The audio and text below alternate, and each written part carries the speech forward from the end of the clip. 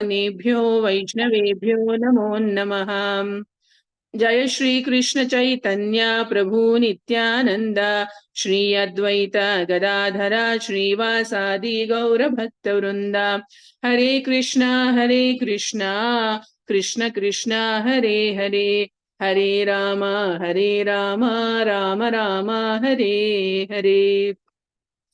ओम नमो भगवते वासुदेवाय। ओम नमो भगवते वासुदेवाय। ओम नमो भगवते वासुदेवाय। नारायणं नमस्कृत्यं नरं चैव नरोत्तमं देवीं सरस्वतीं व्यासं ततो जयामुदीरयेत्। नष्टप्रायेषु अभद्रेषु नित्यं भागवत सेवया भगवती उत्तमश्लोके भक्तिर्भवति नैष्ठकी। मूकं करोति वाचालं पङ्गुं लङ्घयते गिरिं यत्कृपातमहं वन्दे श्रीगुरो दीनतारिणम्। परमानन्दमाधवं श्रीचैतन्य ईश्वरं। हरि ओम तत्सत्। जगद्गुरु श्रील प्रभुपाद की जय, पतित पावन श्रील गुरुदेव की जय, समवेत भक्त वृंद की जय, अनंत कोटि वैष्णव वृंद की जय। ಹರೇ ಕೃಷ್ಣ ಮಾತಾಜೀಸ್ ಎಲ್ಲರಿಗೂ ಹರೇ ಕೃಷ್ಣ. ಇವತ್ತು ಶ್ಲೋಕ 27 ಮಾಡುವಂಥದ್ದು, ಅಧ್ಯಾಯ 8, ಮೊದಲನೇ ಸ್ಕಂದ ಅಧ್ಯಾಯ 8 ಶ್ಲೋಕ 27. ಯಾರಾದ್ರೂ ರಿಪೀಟ್ ಮಾಡ್ತೀರಾ? ಮಾಡ್ಲಾ ಮಾತಾಜಿ? ನಾನ್ ಮಾಡ್ಲಾ ಮಾತಾಜಿ? ಮಾತಾಜಿ ನಿಮ್ ಹೆಸರು? ರಾಧಾಮಣಿ ಮಾತಾಜಿ. ರಾಧಾಮಣಿ ಮಾತಾಜಿ, ಸರೋಜಾ ಮಾತಾಜಿ, ಸೂರಣ ಮಾತಾಜಿ ಅನ್ಮ್ಯೂಟ್ ಅಲ್ಲಿ ಇದ್ದೀರಾ? ಓಕೆ, ಎಸ್ ಮಾತಾಜಿ ಮಾಡಿ. ಶ್ಲೋಕ 27. ನಮೋ ಕಿಂಚನ ವಿತ್ತಾಯ,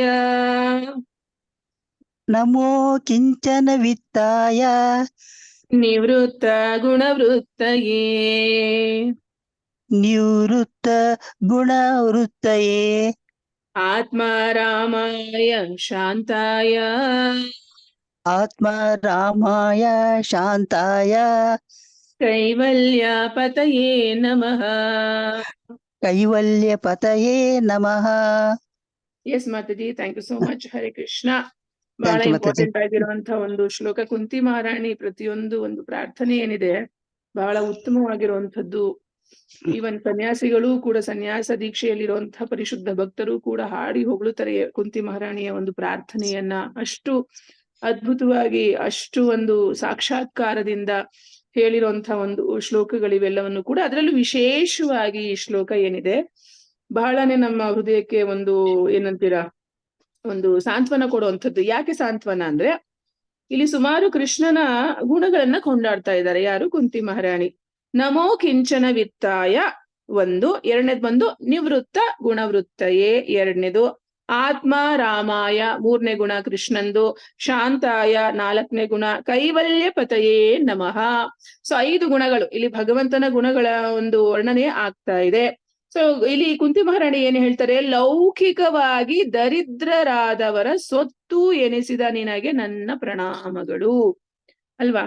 ಎಷ್ಟು ಆಶ್ಚರ್ಯ ಅನ್ಸುತ್ತಲ್ವಾ? ನಾವು ಯೂಶಲಿ ನಮ್ಮ ಒಂದು ಮನಸ್ಥಿತಿ ಹೇಗಿರುತ್ತೆ, ಈ ಭೌತಿಕ ಪ್ರಪಂಚದಲ್ಲಿ ಜನ್ಮ ತಗೊಂಡಿರುವಂತ ನಮ್ಮ ಮನಸ್ಥಿತಿ ಹೇಗಿರುತ್ತೆ ಅಂದ್ರೆ, ದೇವತೆಗಳ ಹತ್ರ ಆರಾಧನೆ ಮಾಡ್ಬೇಕು ಅಥವಾ ಭಗವಂತನ ಆರಾಧನೆ ಮಾಡ್ಬೇಕು ಅಂದ್ರೆ ಏನಾದ್ರೂ ಒಂದು ಉದ್ದೇಶ ಇಟ್ಕೊಂಡು, ಪರಿಶುದ್ಧ ಭಕ್ತಿ ಪಡೆಯೋವರೆಗೂ ಕೂಡ ನಮ್ಮಲ್ಲಿ ಏನಾದ್ರೂ ಒಂದು ಬಯಕೆಗಳನ್ನ ಇಟ್ಕೊಂಡು ಭಗವಂತನ ಹತ್ರ ಹೋಗ್ತೀವಿ ಅಲ್ವಾ?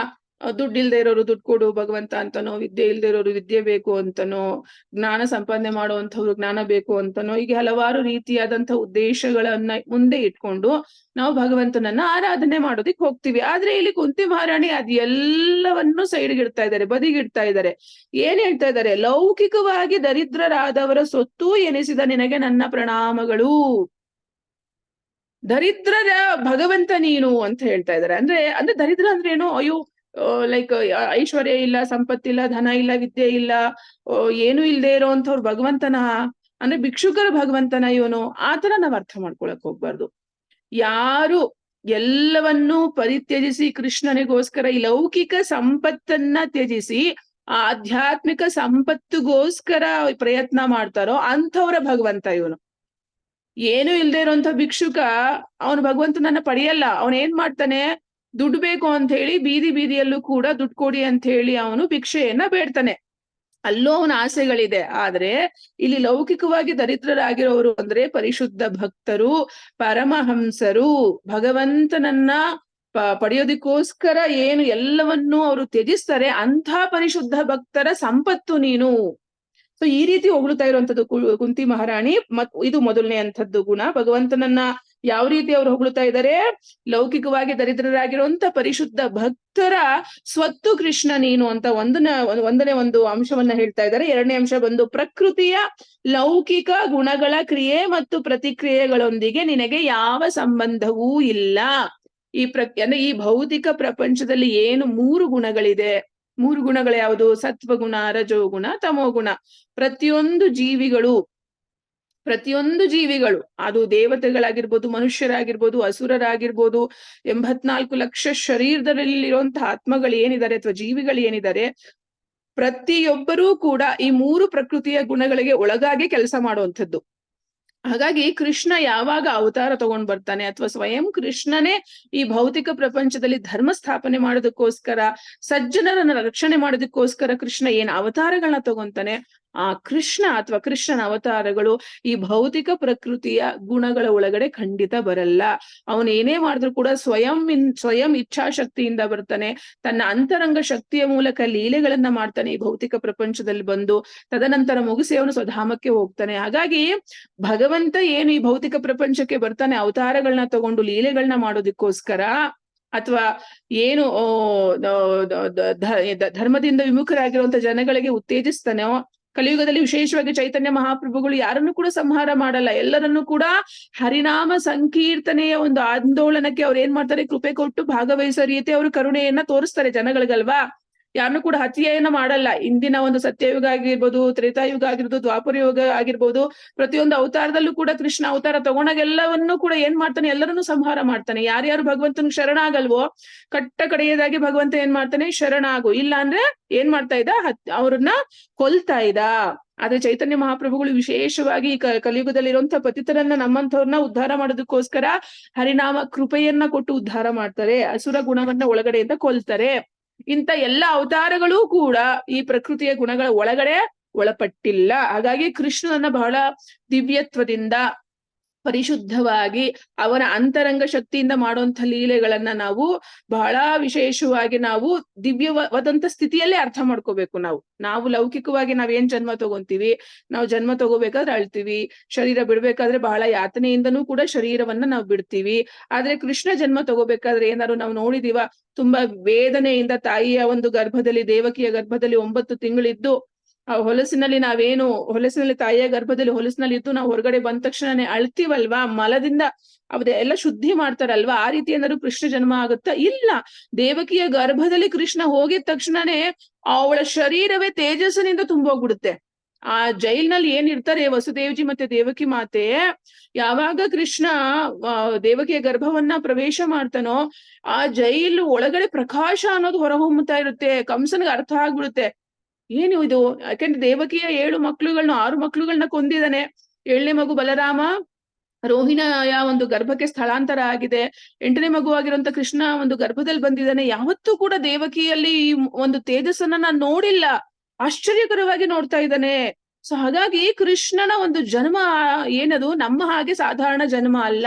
ಈವನ್ ದೇವಕಿಯ ಗರ್ಭದಲ್ಲಿ ಕೃಷ್ಣ ಬಂದಾಗ 3,000,000 ದೇವತೆಗಳೂ ಕೂಡ ಅವನ ಸ್ತುತಿಯನ್ನ ಮಾಡೋದಿಕ್ಕೆ ಆ ಜೈಲ್ನಲ್ಲಿ ಬರ್ತಾರೆ. ಶಿವ, ಬ್ರಹ್ಮ, ಇಂದ್ರಾದಿಗಳಾಗಿರ್ಬೋದು, ಸೂರ್ಯ, ಚಂದ್ರ ಆಗಿರ್ಬೋದು, ಪ್ರತಿಯೊಬ್ರು ಕೂಡ ಭಗವಂತನನ್ನ ಒಂದು ಮಹಿಮೆಯನ್ನು ಹೊಗಳೋದಕ್ಕೋಸ್ಕರ ಜನ್ಮಕ್ಕೆ ಮೊದಲೇ ಗರ್ಭಸ್ತುತಿಯನ್ನ ಮಾಡ್ತಾರೆ. ಅದು ನಾವು ಶ್ರೀಮದ್ ಭಾಗವತಂ 10ನೇ ಸ್ಕಂದದಲ್ಲಿ ನೋಡುವಂಥದ್ದು ಸಿಗುತ್ತೆ ನಮ್ಗೆ ಅಲ್ವಾ. ಹಾಗಾಗಿ ಕೃಷ್ಣನ ಜನ್ಮ, ಇವನ್ ಅವ್ನು ಲೀಲೆ ಮುಕ್ತಾಯ ಮಾಡಾದ್ಮೇಲೆ ಏನ್ ಮಾಡ್ತಾನೆ, ಬೋಧಿ ವೃಕ್ಷ, ಅಶ್ವತ್ಥ ವೃಕ್ಷದ ಕೆಳಗಡೆ ಕೂತ್ಕೊಂಡವನು, ನಾನು ಯಾವ ಕೆಲಸಕ್ಕೋಸ್ಕರ ನಾನು ಬಂದಿದ್ದೀನೋ ಅದು ಎಲ್ಲವೂ ಕೂಡ ಮುಕ್ತಾಯ ಆಗಿದೆ ಅಂತ ಹೇಳಿ ಅವನ್ ಏನ್ ಮಾಡ್ತಾನೆ, ಸಶರೀರವಾಗಿಯೇ ತನ್ನ ಶರೀರದ ಒಂದು ಮೂಲಕವೇ ಅವನ್ ಏನ್ ಮಾಡ್ತಾನೆ, ಶರೀರ ತೆಗೆಸ್ಬಿಟ್ಟ. ಅಥವಾ ನಾವು ಶರೀರ ಮೃತ್ಯುವಶ ಆದ್ರೆ ಶರೀರ ಕ್ರೆಮೇಟ್ ಮಾಡ್ತಾರಲ್ವಾ, ಒಂದು ಭೂಮಿನಲ್ಲಿ ಹೂತಾಕ್ತಾರೆ, ಇಲ್ಲಾಂದ್ರೆ ಸುಡ್ತಾರೆ ಅಲ್ವಾ, ಇಲ್ಲಾಂದ್ರೆ ಗಂಗಾ ನದಿನಲ್ಲಿ ಎಸಿತಾರೆ.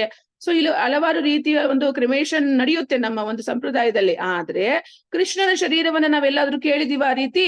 ಕೃಷ್ಣ ಯಾವ ಶರೀರದಲ್ಲಿ ಬರ್ತಾನೋ ಸಚ್ಚಿದಾನಂದ ಶರೀರದಲ್ಲಿ, ಅದೇ ಶರೀರದಲ್ಲಿ ಕೃಷ್ಣ ಏನ್ ಮಾಡ್ತಾನೆ, ವಾಪಸ್ ಹೋಗ್ತಾನೆ. ಹಾಗಾಗಿ ಭೌತಿಕ ಪ್ರಕೃತಿಯಲ್ಲಿ ಬರುವಂತ ಯಾವುದೇ ಗುಣಗಳಾಗಿರ್ಬೋದು, ಹುಟ್ಟೋದು, ಸಾಯೋದು ಅಲ್ವಾ, ಜನ್ಮ ಮೃತ್ಯು ಜರಾವ್ಯಾಧಿ ಚಕ್ರ ಆಗಿರ್ಬೋದು, ಈ ರೀತಿಯಾದಂತ ಗುಣಗಳ ಪ್ರಭಾವ ಕೃಷ್ಣನ ಮೇಲೆ ಇರಲ್ಲ.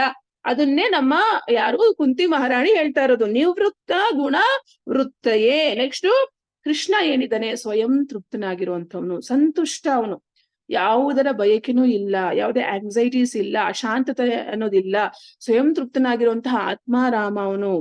ಹಾಗಾಗಿ ಅವನನ್ನ ಅತ್ಯಂತ ಶಾಂತನಾಗಿರುವಂತವನು ಕೂಡ ಹೇಳ್ತಾರೆ. ಮತ್ತೆ ಯಾರು ಮುಕ್ತಿಯನ್ನ ಬಯಸ್ತಾರೋ ಅಂಥವ್ರಿಗೆ ಅವನು ಮುಕ್ತಿಯನ್ನ ಕೊಡುವಂತ ಭಗವಂತನಿಗೆ ಕುಂತಿ ಮಹಾರಾಣಿ ಏನ್ ಹೇಳ್ತಾ ಇದಾರೆ, ಕೈವಲ್ಯ ಪತಯೇ ನಮಃ. ಮುಕ್ತಿದಾತ, ಮುಕ್ತಿಗೆ ಆಶ್ರಯ ಕೊಡುವಂಥವನು, ಮುಕ್ತರ ಅಧಿಪತಿಯಾಗಿರುವಂತ ಕೃಷ್ಣನಿಗೆ ನಾನು ನಮಸ್ಕಾರವನ್ನ ಮಾಡ್ತೀನಿ. ಅದ್ವೈತಗಳ ಪ್ರಭು. ಯಾಕಂದ್ರೆ ಮುಕ್ತಿ ಅಂತ ನಾವು ನೋಡೋದಾದ್ರೆ 5 ರೀತಿಯಾದಂತ ಮುಕ್ತಿ ಬರುತ್ತೆ, ಒಂದೇ ಅಲ್ಲ. ನಾವು ಜನರಲ್ ಆಗಿ ಏನ್ ಹೇಳ್ಬಿಡ್ತೀವಿ, ಮೋಕ್ಷ ಸಿಗ್ಲಿ, ಧರ್ಮ ಅರ್ಥ ಕಾಮ ಮೋಕ್ಷ ಅಂತ ನಾವು ಚತುರ್ವಿಧ ಪುರುಷಾರ್ಥವನ್ನ ಕೇಳ್ಕೊಂಡ್ ಬಂದಿದೀವಿ ಅಲ್ವಾ. ಮೋಕ್ಷ ಅಂದ್ರೆ ಏನು, 5 ರೀತಿಯಾದಂತ ಮೋಕ್ಷ ಇರುತ್ತೆ.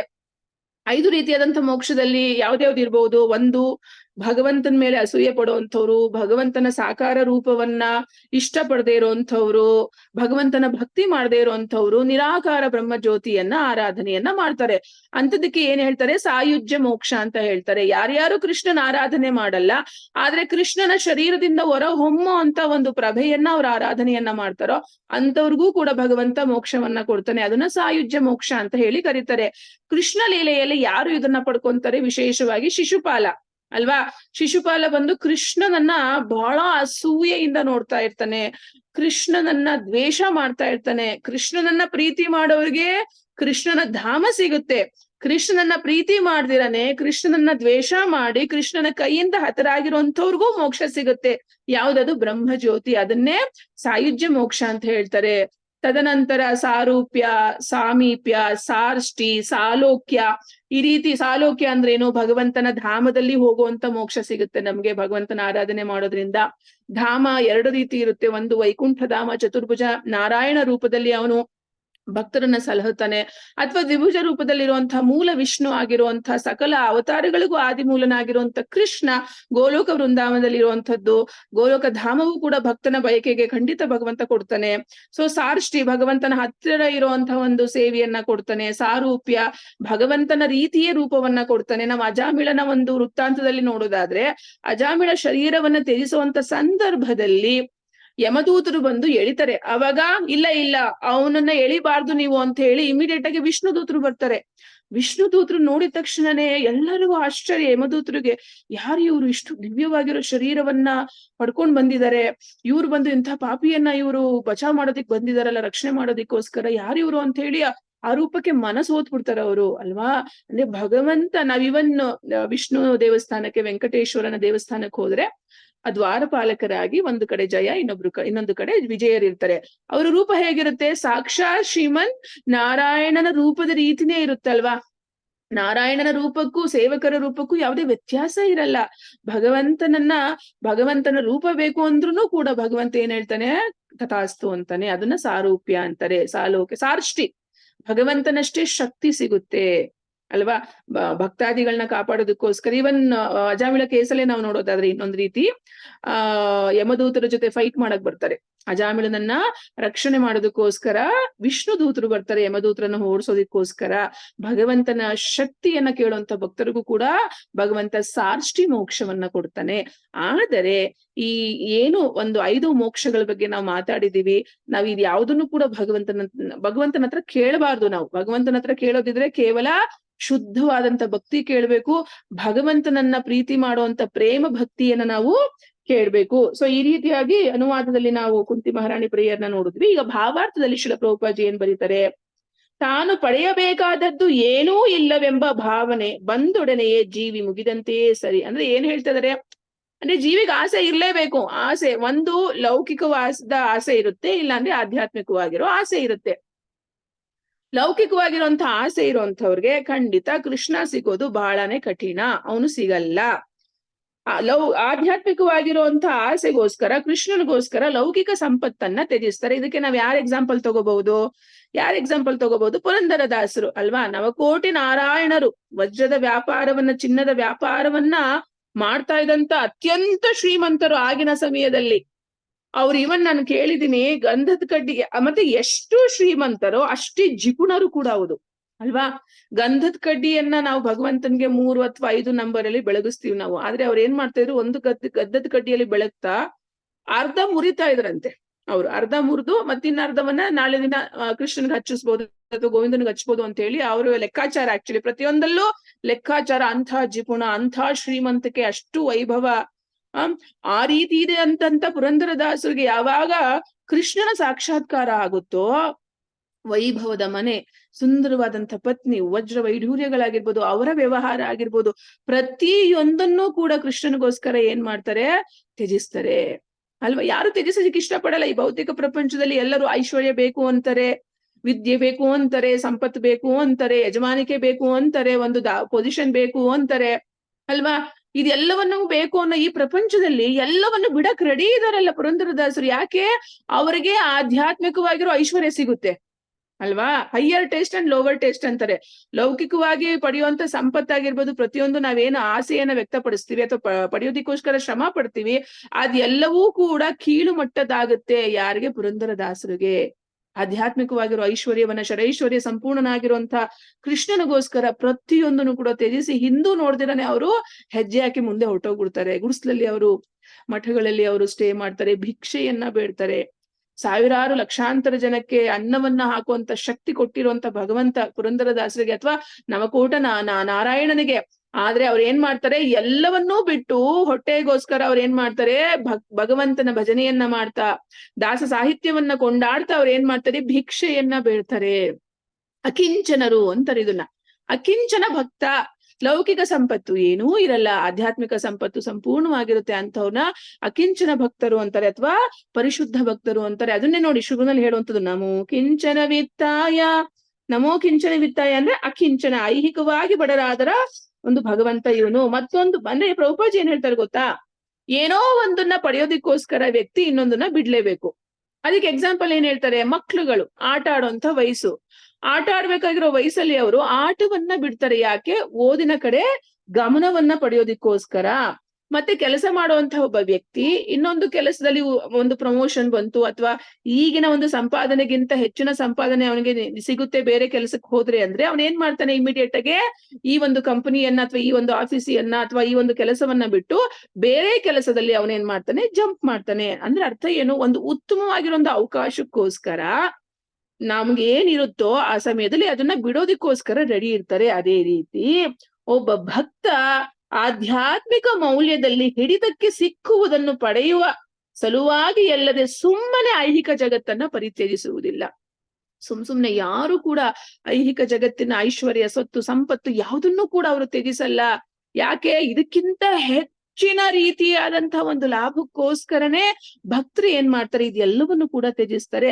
ಅದಕ್ಕೆ ಎಕ್ಸಾಂಪಲ್ ಯಾರು ಹೇಳ್ತಾ ಇದ್ದಾರೆ ಅಂದ್ರೆ ಶೀಲ ರೂಪ ಗೋಸ್ವಾಮಿಗಳು, ಸನಾತನ ಗೋಸ್ವಾಮಿಗಳು, ಶೀಲ ರಘುನಾಥ ದಾಸ ಗೋಸ್ವಾಮಿಗಳು. ವಿಶೇಷವಾಗಿ 3 ಗೋಸ್ವಾಮಿಗಳ ಬಗ್ಗೆ ಪ್ರಭುಪಾಜಿ ಹೇಳ್ತಾ ಇದ್ದಾರೆ. ಸನಾತನ ಗೋಸ್ವಾಮಿಗಳು ಎಂಥ ಅದ್ಭುತವಾಗಿರೋ ಗೋಸ್ವಾಮಿಗಳಂದ್ರೆ ಅವ್ರ ಹತ್ರ ಸ್ಪರ್ಶಮಣಿ ಇರುತ್ತೆ, ಸ್ಪರ್ಶಶಿಲೆ. ಸ್ಪರ್ಶಮಣಿ ಅಂದ್ರೆ ಏನು? Touch stone. ಅದಕ್ಕೆ ಏನೇ ನಾವು ಟಚ್ ಮಾಡಿದ್ರು ಕೂಡ ಚಿನ್ನವಾಗಿ ಮಾರ್ಪಾಡಾಗ್ಬಿಡುತ್ತೆ. ಅಂಥ ಒಂದು ಸ್ಪರ್ಶಮಣಿಯನ್ನ ಇಟ್ಕೊಂಡಿರುವಂತ ಸನಾತನ ಗೋಸ್ವಾಮಿಗಳು ಏನ್ ಮಾಡ್ತಾರೆ? ಒಬ್ಬ ವ್ಯಕ್ತಿಗೆ ಸಿಕ್ಕಿದ್ರೆ ಅದನ್ನ ತಿಜೋರಿಯಲ್ಲಿ ಇಡ್ತಾನೆ. ಅದನ್ನ ಸಾಕಷ್ಟು ರಕ್ಷಣೆ ಮಾಡೋದಕ್ಕೆ ತನ್ನ ಬಲವನ್ನ ಅವನು ಯೂಸ್ ಮಾಡ್ತಾನೆ. ಹೆಂಗೆ ನಾವು ಬ್ಯಾಂಕ್ಗಳಲ್ಲಿ ಹೋಗಿ ನಮ್ಮ ಸೇವಿಂಗ್ಸ್ ನ ಇಡ್ತೀವೋ, ದುಡ್ಡುಗಳನ್ನ ಪ್ರೊಟೆಕ್ಟ್ ಮಾಡ್ತೀವೋ, ಅದೇ ರೀತಿ ಆ ಒಂದು ಟಚ್ ಸ್ಟೋನ್ ಏನಿದೆ, ಚಿನ್ನವನ್ನ ಕೊಡುವಂತ ಒಂದು ಸ್ಪರ್ಶಮಣಿಯನ್ನ ಅವರು ರಕ್ಷಣೆ ಮಾಡ್ಬೇಕಾಗಿತ್ತು. ಅಂತ ಸನಾತನ ಗೋಸ್ವಾಮಿಗಳು ಎಲ್ಲಿಟ್ಟಿರ್ತಾರೆ ಆ ಟಚ್ ಸ್ಟೋನ್ ಅನ್ನ ಅಥವಾ ಸ್ಪರ್ಶಮಣಿಯನ್ನ? ಕಸದ ಬುಟ್ಟಿಯಲ್ಲಿ ಬಿಸಾಕಿರ್ತಾರೆ.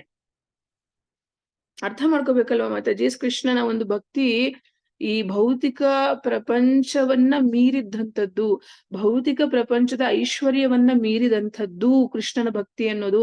ಒಬ್ಬ ಶಿವನ ಭಕ್ತ ಇರ್ತಾನೆ, ತಪಸ್ಸನ್ನ ಮಾಡಿ ಶಿವನನ್ನ ಪ್ರಾರ್ಥನೆ ಮಾಡಿದಾಗ ಶಿವ ಪ್ರತ್ಯಕ್ಷ ಆಗ್ತಾನೆ. ಅವ ಕೇಳ್ತಾನೆ, ನನಗೆ ದಯವಿಟ್ಟು ಶ್ರೀಮಂತಿಕೆ ಬೇಕು, ನನಗೆ ಬಡತನ ಹೋಗ್ಬೇಕು ಅಂತ ಕೇಳಿದಾಗ ಶಿವ ನೋಡಿ, ಅವನು ಆಶುತೋಷ, ಖಂಡಿತ ಅವನು ಭಕ್ತರಿಗೆ ಏನ್ ಕೇಳಿದ್ರು ಕೂಡ ಕೊಟ್ಬಿಡ್ತಾನೆ ಐಶ್ವರ್ಯವನ್ನ. ಆದ್ರೆ ವಿಶೇಷವಾಗಿ ಯಾರಾದ್ರೂ ಭಕ್ತರನ್ನ ಇಷ್ಟಪಟ್ಟ ಅಂದ್ರೆ ಖಂಡಿತ ಭಗವಂತನ ಭಕ್ತಿಯನ್ನು ಕೂಡ ಕೊಡ್ತಾನೆ ಶಿವ. ವೈಷ್ಣವಾನ ಯಥಾ ಶಂಭೋ, ಶಿವನನ್ನ ವೈಷ್ಣವರಲ್ಲೇ ಅಗ್ರಗಣ್ಯ ಅಂತಾರೆ, ಅಥವಾ ವೈಷ್ಣವರಲ್ಲೇ ಉತ್ತಮ ವೈಷ್ಣವ ಅಂತಾನು ಕೂಡ ಕರೆಯುತ್ತೆ ಶ್ರೀಮದ್ ಭಾಗವತಂ. ಅಂತ ವೈಷ್ಣವರಾಗಿರುವಂತ ಶಿವಜಿ ಏನ್ ಮಾಡ್ತಾರೆ, ಆ ವ್ಯಕ್ತಿಯನ್ನ ವೃಂದಾವನದಲ್ಲಿ ಸನಾತನ ಗೋಸ್ವಾಮಿಗಳಿದ್ದಾರೆ, ಅವರು ನಿನಗೆ ಏನ್ ಬೇಕೋ ಅದನ್ನ ಕೊಡ್ತಾರೆ, ನೀನು ಹೋಗ ಅವ್ರ ಹತ್ರ ಅಂತ ಹೇಳಿ ಕಳಿಸ್ತಾರೆ.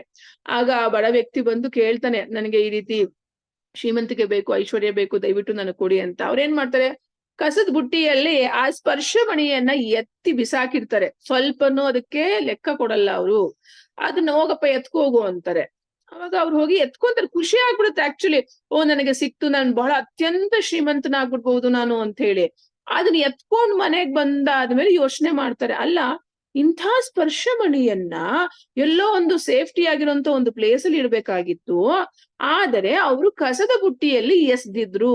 ಯಾಕೆ ಅಂದ್ರೆ ಅರ್ಥ ಏನು, ಇದಕ್ಕಿಂತನೂ ಹೆಚ್ಚಿನ ಸಂಪತ್ತು ಸನಾತನ ಗೋಸ್ವಾಮಿಗಳಲ್ಲಿ ಇದೆ. ನಾನು ಅದನ್ನ ಕೇಳ್ಬೇಕು. ಅವ್ರು ಏನ್ ಮಾಡ್ತಾರೆ, ಇಮಿಡಿಯೇಟ್ ಆಗಿ ಹೋಗ್ತಾರೆ ಸನಾತನ ಗೋಸ್ವಾಮಿಗಳ ಹತ್ರ. ನೀವು ಸ್ಪರ್ಶಮಣಿಯನ್ನೇ ಕಸದ ಬುಟ್ಟಿಯಲ್ಲಿ ಎಸ್ತಿದ್ದೀರಾ ಅಂದ್ರೆ ಅದಕ್ಕಿಂತ ಹೆಚ್ಚಿನ ಸಂಪತ್ತು ನಿಮ್ಮಲ್ಲಿದೆ, ದಯವಿಟ್ಟು ನನಗೆ ಕೊಡಿ ಅಂತ ಕೇಳ್ತಾರೆ. ಅವಾಗ ಏನ್ ಮಾಡ್ತಾರೆ, ಹೌದು ಹಾಗಿದ್ರೆ ನಾನು ಕೊಡ್ತೀನಿ, ಒಂದು ಕಂಡೀಷನ್ ಮೇಲೆ, ನಿನ್ನ ಹತ್ರ ಏನ್ ಸ್ಪರ್ಶಮಣಿ ಇದೆ ಅದನ್ನ ಬಿಸಾಕಿ ಬಾ ಅಂತ ಹೇಳ್ತಾರೆ. ಅವಾಗ ಅವ್ರ ಹಿಂದೆ ಮುಂದೆ ಏನು ಆಲೋಚನೆ ಮಾಡಲ್ಲ. ಅವ್ರು ಏನ್ ಮಾಡ್ತಾರೆ, ಆ ಸ್ಪರ್ಶಮಣಿಯನ್ನ ನೀರಿನಲ್ಲಿ ಹಾಕಿ ಬಂದು ಸನಾತನ ಗೋಸ್ವಾಮಿಗಳಿಗೆ ಶರಣಾಗ್ತಾರೆ. ಸನಾತನ ಗೋಸ್ವಾಮಿಗಳು ದೀಕ್ಷೆಯನ್ನ ಕೊಡ್ತಾರೆ. ಯಾವ ದೀಕ್ಷೆಯನ್ನ, ಆಧ್ಯಾತ್ಮಿಕ ಐಶ್ವರ್ಯ ಆಗಿರುವಂತ, ಸಕಲ ಜಗತ್ತುಗಳ ಮೂಲ ಆಗಿರುವಂತ ಕೃಷ್ಣನ ನಾಮ ಅನ್ನೋ ದಿವ್ಯವಾಗಿರುವಂತ ಮಂತ್ರವನ್ನ ಕೊಡ್ತಾರೆ. ಹರೇ ಕೃಷ್ಣ ಕೃಷ್ಣ ಕೃಷ್ಣ ಹರೇ ಹರೇ, ಹರೇ ರಾಮ ರಾಮ ರಾಮ ಹರೇ ಹರೇ. ಎಲ್ಲದಕ್ಕಿಂತ ದೊಡ್ಡ ಆಸ್ತಿ ಏನು, ದೊಡ್ಡ ಸಂಪತ್ತೇನು, ದೊಡ್ಡ ಧನ ಏನು, ಎಲ್ಲವೂ ಕೂಡ ಅದು ಹರಿನಾಮದಲ್ಲೇ ಇದೆ. ಅದಕ್ಕೆ ಅಲ್ವಾ ದಾಸು ಸುಮ್ನೆ ಹೇಳಲ್ಲ, ಕಲಿಯುಗದಲ್ಲಿ ಹರಿನಾಮವ ನೆನೆದರೆ ಕುಲಕೋಟಿಗಳು ಉದ್ಧರಿಸುವವೋ ಅಲ್ವಾ. ಹರಿನಾಮವನ್ನ ನೆನೆದರೆ ಸಾಕು, ಕುಲದಲ್ಲಿರುವಂತ ಪ್ರತಿಯೊಂದು ವಂಶಜರು ಉದ್ಧಾರ ಆಗ್ತಾರೆ. ನಾವೊಬ್ರೇ ಉದ್ಧಾರ ಆಗಲ್ಲ. ಒಂದು ಮನೆಯಲ್ಲಿ ಒಬ್ಬ ಭಕ್ತ ಭಕ್ತಿ ಸೇವೆ ಮಾಡಿದ್ರೆ, ಹರಿನಾಮ ಜಪವನ್ನ ಮಾಡಿದ್ರೆ, ಕೃಷ್ಣ ಆ ಒಂದು ಫ್ಯಾಮಿಲಿಯಲ್ಲಿ ಇರುವಂತ ಪೂರ್ವಿಕರನ್ನು, ವಂಶಜರನ್ನು, ಪಿತೃಗಳನ್ನೂ ಕೂಡ ಭಗವಂತ ಅವನು ಉದ್ಧಾರ ಮಾಡ್ತಾನೆ. ಹಾಗಾಗಿ ನಿಜವಾದಂತ ಸಂಪತ್ತು ನಾವೇನ್ ಅರ್ಥ ಮಾಡ್ಕೋಬೇಕು, ಕುಂತಿ ಮಹಾರಾಣಿಯ ಒಂದು ಪ್ರಾರ್ಥನೆಯಿಂದ ಶ್ರೀಲ ಪ್ರಭುಪಾದಜಿ ಒಂದು ಉದಾಹರಣೆಯ ಮೂಲಕ ಹೇಳ್ತಾ ಇದ್ದಾರೆ. ಸನಾತನ ಗೋಸ್ವಾಮಿಗಳು ಏನು ಹರಿನಾಮದ ಸಂಪತ್ತನ್ನ ಪಡ್ಕೊಂಡಿದ್ರು, ಅದೇ ರೀತಿ ನಾವು ಭಗವಂತನ ನಾಮದ ಸಂಪತ್ತನ್ನ ನಾವು ಪಡ್ಕೋಬೇಕು. ಮತ್ತೆ ಈ ಶೀಲ ರೂಪ ಗೋಸ್ವಾಮಿಗಳಾಗಿರ್ಬೋದು, ಶೀಲ ಸನಾತನ ಗೋಸ್ವಾಮಿಗಳಾಗಿರ್ಬೋದು, ಶೀಲ ರಘುನಾಥ ದಾಸ ಗೋಸ್ವಾಮಿಗಳಾಗಿರ್ಬೋದು, ಇವರೆಲ್ಲ ಸಾಮಾನ್ಯರಲ್ಲ, ಅಕಿಂಚನರು. ಇವರೆಲ್ಲ ಅಕಿಂಚನರೇ ಅಂದ್ರೆ ಲೌಕಿಕವಾಗಿ ಯಾವುದೇ ರೀತಿಯಾದಂತ ಸಂಪತ್ತನ್ನ ಒಳಗೊಂಡಿರೋದಿಲ್ಲ. ಅಂದ್ರೆ ಅರ್ಥ ಏನು, ಹುಡ್ದಾಗ್ಲೇ ಇವರು ಬಡವರಾಗಿ ಹುಟ್ಟಿದ್ರ? ಖಂಡಿತ ಇಲ್ಲ. ಅತ್ಯಂತ ಶ್ರೀಮಂತರು, ಅತ್ಯಂತ ಮೇಧಾವಿಗಳು, ಅತ್ಯಂತ ಬುದ್ಧಿವಂತರಾಗಿದ್ರು ಇವರೆಲ್ಲರೂ ಕೂಡ. ಅವ್ರ ಬಗ್ಗೆ ನಾವು ನೋಡೋದಾದ್ರೆ, ಏನು ಶೀಲ ರೂಪ ಗೋಸ್ವಾಮಿಗಳು ಮತ್ತೆ ಶೀಲ ಸನಾತನ ಗೋಸ್ವಾಮಿಗಳು, ಇವರ ಹೆಸರು ಬಂದು ಅಮರದೇವ. ಸನಾತನ ಗೋಸ್ವಾಮಿಗಳ ಹುಟ್ಟಿನ ಹೆಸರು ಏನು, ಅಮರದೇವ. ರೂಪ ಗೋಸ್ವಾಮಿಗಳ ಹೆಸರು ಬಂದು ಸಂತೋಷ ದೇವ ಅಂತ ಇರ್ತಾರೆ. ಇವರಿಬ್ರು ಬಂದು ಆಗಿನ ಒಂದು ಸಂದರ್ಭದಲ್ಲಿ ಪಶ್ಚಿಮ ಬಂಗಾಳದಲ್ಲಿ, ವೆಸ್ಟ್ ಬೆಂಗಾಲ್ ಅಂತ ನಾವೇನ್ ಕರಿತೀವಿ, ಹುಸೇನ್ ಶಾ ಅನ್ನೋ ಒಂದು ಮುಸ್ಲಿಂ ರಾಜನ ಕೆಳಗಡೆ ಪ್ರಧಾನ ಮಂತ್ರಿಯ ಕೆಲಸ, ಅಂದ್ರೆ ಪ್ರೈಮ್ ಮಿನಿಸ್ಟರ್ ಆಗಿ ಸನಾತನ ಗೋಸ್ವಾಮಿಗಳು ಕೆಲಸ ಮಾಡ್ತಾ ಇದ್ರು. ರೂಪ ಗೋಸ್ವಾಮಿಗಳು ಫೈನಾನ್ಸ್ ಮಿನಿಸ್ಟರ್ ಆಗಿ ಅವರು ಕೆಲಸ ಮಾಡ್ತಾ ಇದ್ರು. ಮತ್ತೆ ಇವ್ರಿಗೆ 3 ಲ್ಯಾಂಗ್ವೇಜ್ ಅಲ್ಲಿ ಬಹಳ ಎಕ್ಸ್ಪರ್ಟ್ ಇದ್ರು. ಒಂದು ಸಂಸ್ಕೃತ ಲ್ಯಾಂಗ್ವೇಜ್ ಅಲ್ಲಿ, ಒಂದು ಪಾರ್ಸಿಯಲ್ಲಿ, ಮತ್ತೆ ಇನ್ನೊಂದು ಅರಬಿ ಅನ್ನೋ ಒಂದು ಲ್ಯಾಂಗ್ವೇಜ್ ಅಲ್ಲಿ ಬಹಳನೇ ಎಕ್ಸ್ಪರ್ಟ್ ಆಗಿದ್ರು. ಮತ್ತೆ ಇವನ್ ಚೈತನ್ಯ ಮಹಾಪ್ರಭುಗಳು ಏನಿದ್ದಾರೆ, ಯಾವಾಗ ಭೇಟಿ ಆಗ್ತಾರೆ ಇವ್ರನ್ನ, ಇವ್ರ ಆದೇಶವನ್ನ ಕೊಡ್ತಾರೆ. ವಿಶೇಷವಾಗಿ ಏನು ಅಂದ್ರೆ, ವೈಷ್ಣವ ಶಾಸ್ತ್ರಗಳಲ್ಲಿ ನೀವು ವ್ಯಾಖ್ಯಾನವನ್ನ ಕೊಡಬೇಕು. ಕಂಪೈಲ್ ದಿ ವೈಷ್ಣವ ಶಾಸ್ತ್ರ ಮೊದಲನೇದು. ಎರಡನೇದು ಬಂದು ವೃಂದಾವನಕ್ಕೆ ಹೋಗಿ ವೃಂದಾವನದಲ್ಲಿ ಯಾವ ಯಾವ ಒಂದು ಪವಿತ್ರವಾಗಿರುವಂತ ಸ್ಥಳಗಳು ಮುಚ್ಚೋಗಿದೆ ಅದನ್ನ ಗುರುತಿಸ್ಬೇಕು ನೀವು ಅಂತ ಹೇಳಿ. ಯಾಕಂದ್ರೆ ಆವಾಗಿನ ಸಂದರ್ಭದಲ್ಲಿ ಗೋಸ್ವಾಮಿಗಳು ಹೋಗೋದಿಕ್ಕೆ ಮೊದಲು, ಚೈತನ್ಯ ಮಹಾಪ್ರಭುಗಳ ಒಂದು ಆವಿರ್ಭಾವ ಆಗೋದಿಕ್ಕೆ ಮೊದಲು, ವೃಂದಾವನ ಇವತ್ತಿಗೆ ನಾವೇನು ಯಾತ್ರಾದಲ್ಲಿ ಹೋಗಿ ನೋಡ್ತೀವಿ, ವೃಂದಾವನ ನಿಜವಾಗ್ಲೂ ನೋಡ್ಬೇಕು ಅಂದ್ರೆ ನಿರ್ಜನವಾಗಿರುವಂತ ಸ್ಥಳ ಆಗಿತ್ತು. ಎಲ್ಲೆಲ್ಲೂ ಕೂಡ ಕಾಡು ಮೇಡು ಪ್ರಾಣಿಗಳು ವಾಸ ಮಾಡುವಂತ ಸ್ಥಳ ಆಗಿತ್ತು. ಕೃಷ್ಣನ ಲೀಲೆಗಳೆಲ್ಲವೂ ಕೂಡ ಮುಚ್ಚೋಗಿತ್ತು.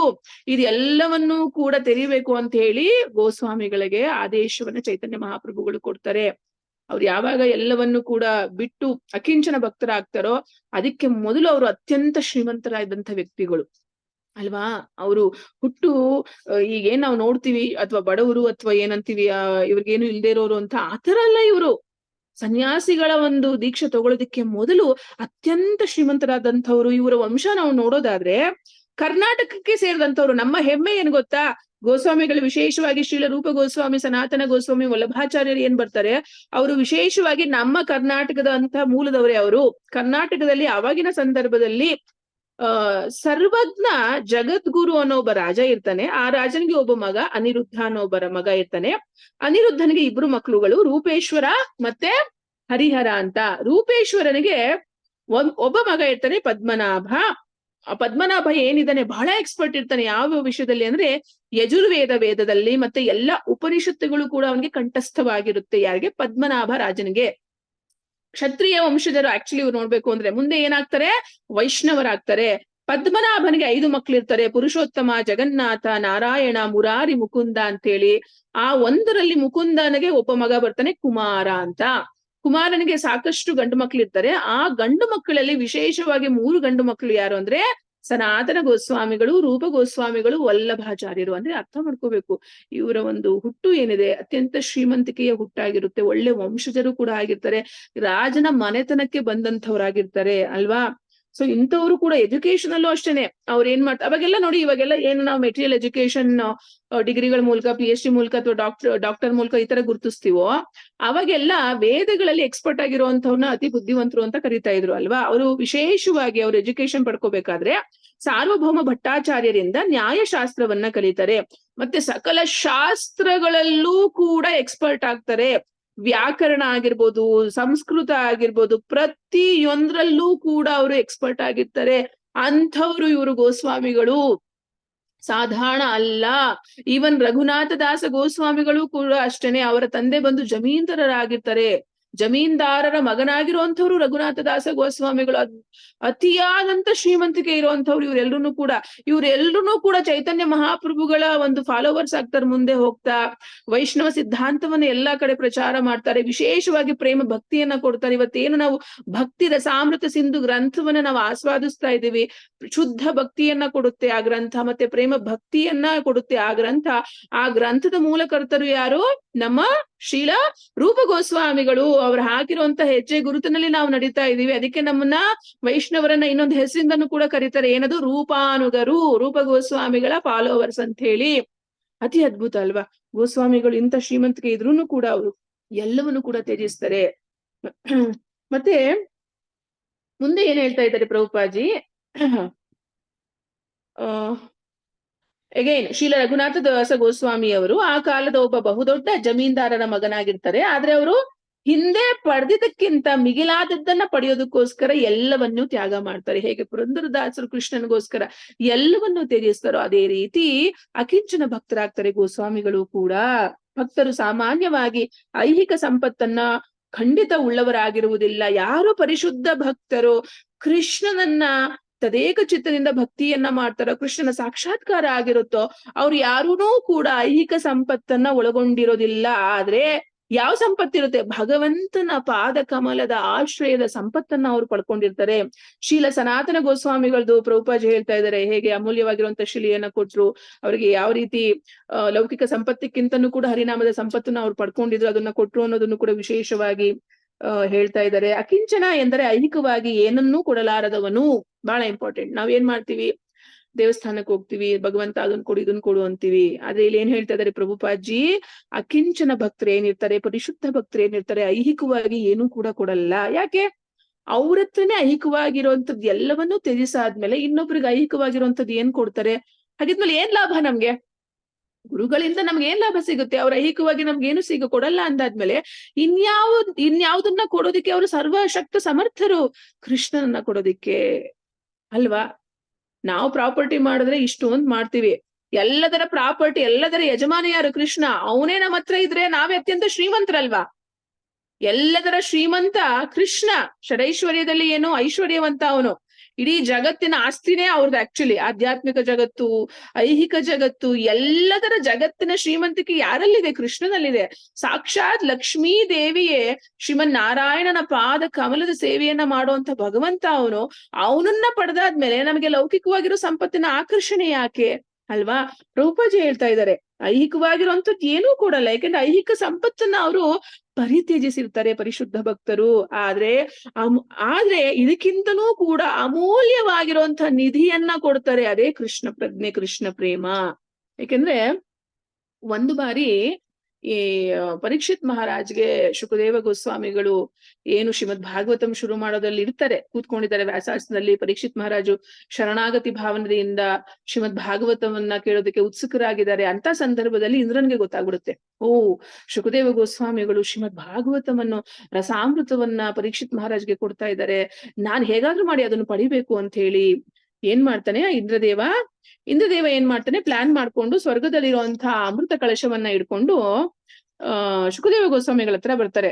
ಹೇಳ್ತಾರೆ, ಹೇಗಿದ್ರು ಪರೀಕ್ಷಿತ್ ಮಹಾರಾಜ್ಗೆ 7 ದಿನಗಳ ಆದ್ಮೇಲೆ ತಕ್ಷಕ ಹಾವು ಬಂದು ಕಚ್ಚಿ ಸಾಯ್ಲಿ ಅಂತ ಶಾಪ ಇದೆಯಲ್ವಾ, ಅದರಿಂದ ನಾನು ಬಚಾವ್ ಮಾಡ್ತೀನಿ. ಯಾಕೆ? ಅಮೃತವನ್ನ ತಂದಿದ್ದೀನಿ, ಈ ಅಮೃತ ಕುಡಿದ್ಬಿಟ್ರೆ ಪರೀಕ್ಷಿತ್ ಮಹಾರಾಜು ಆ ತಕ್ಷಕ ಹಾವು ಕಚ್ಚಿದ್ರು ಕೂಡ ಮೃತ್ಯು ಆಗಲ್ಲ. ನಾನ್ ಕೊಡ್ತೀನಿ ಅಮೃತವನ್ನ, ಈ ಅಮೃತ ಕೊಡ್ತೀನಿ, ನೀವು ದಯವಿಟ್ಟು ನನಗೆ ಆ ಶ್ರೀಮದ್ ಭಾಗವತಂ ರಸಾಮೃತವನ್ನ ಕೊಡಿ, ಈ ಅಮೃತಕ್ಕೆ ಆ ಅಮೃತ ಕೊಡಿ ಅಂತ ಈ ವ್ಯವಹಾರದ ಬುದ್ಧಿ ಇಟ್ಕೊಂಡು ಯಾರು ಬರ್ತಾರೆ? ಇಂದ್ರದೇವ ಬರ್ತಾನೆ. ಅವಾಗ ಏನ್ ಮಾಡ್ತಾರೆ, ನೀನು ಕೊಡೋ ಅಂತ ಅಮೃತ ಕಳಶ ಗಾಜಿನ ಸಮಾನ, ಇದು ಎಲ್ಲ ಸಂಪತ್ತಿಗೆ ಮೀರಿದಂಥದ್ದು ಶ್ರೀಮದ್ ಭಾಗವತಂ ರಸಾಮೃತ ಅನ್ನೋದು, ನಿನಗಿದ ಅಧಿಕಾರನೇ ಇಲ್ಲ ಅಂತ ಓಡಿಸ್ಬಿಡ್ತಾರೆ. ಆಕ್ಚುಲಿ ಶುಕದೇವ ಗೋಸ್ವಾಮಿಗಳು ಏನು ಅಮೃತ, ಎಲ್ಲಾ ಜನಗಳು ಸ್ವರ್ಗದ ಸಂಪತ್ತು ಬೇಕು, ಸ್ವರ್ಗದಲ್ಲಿರುವಂತಹ ಅಮೃತ ಬೇಕು ಅಂತ ದಾನ ಧರ್ಮ ಪುಣ್ಯಗಳಲ್ಲಿ ನಿರತರಾಗಿದ್ದಾರೋ, ಧರ್ಮ ಅರ್ಥವನ್ನ ಮಾಡೋದಿಕ್ಕೋಸ್ಕರ ಅಂಥ ಇಂದ್ರದೇವನನ್ನ ಏನ್ ಮಾಡ್ತಾರೆ ಶುಕದೇವ ಗೋಸ್ವಾಮಿಗಳು, ಆ ಅಸೆಂಬ್ಲಿಯಲ್ಲಿ ಆ ಸತ್ಸಂಗದಿಂದ ಅವರು ಓಡಿಸ್ಬಿಡ್ತಾರೆ. ಅಧಿಕಾರನೇ ಇಲ್ಲ ಪರೀಕ್ಷಿತ್ ಇಂದ್ರದೇವನಿಗೆ. ಯಾಕೆ ಈ ತರ ಹೇಳ್ತಾ ಇದ್ದಾರೆ?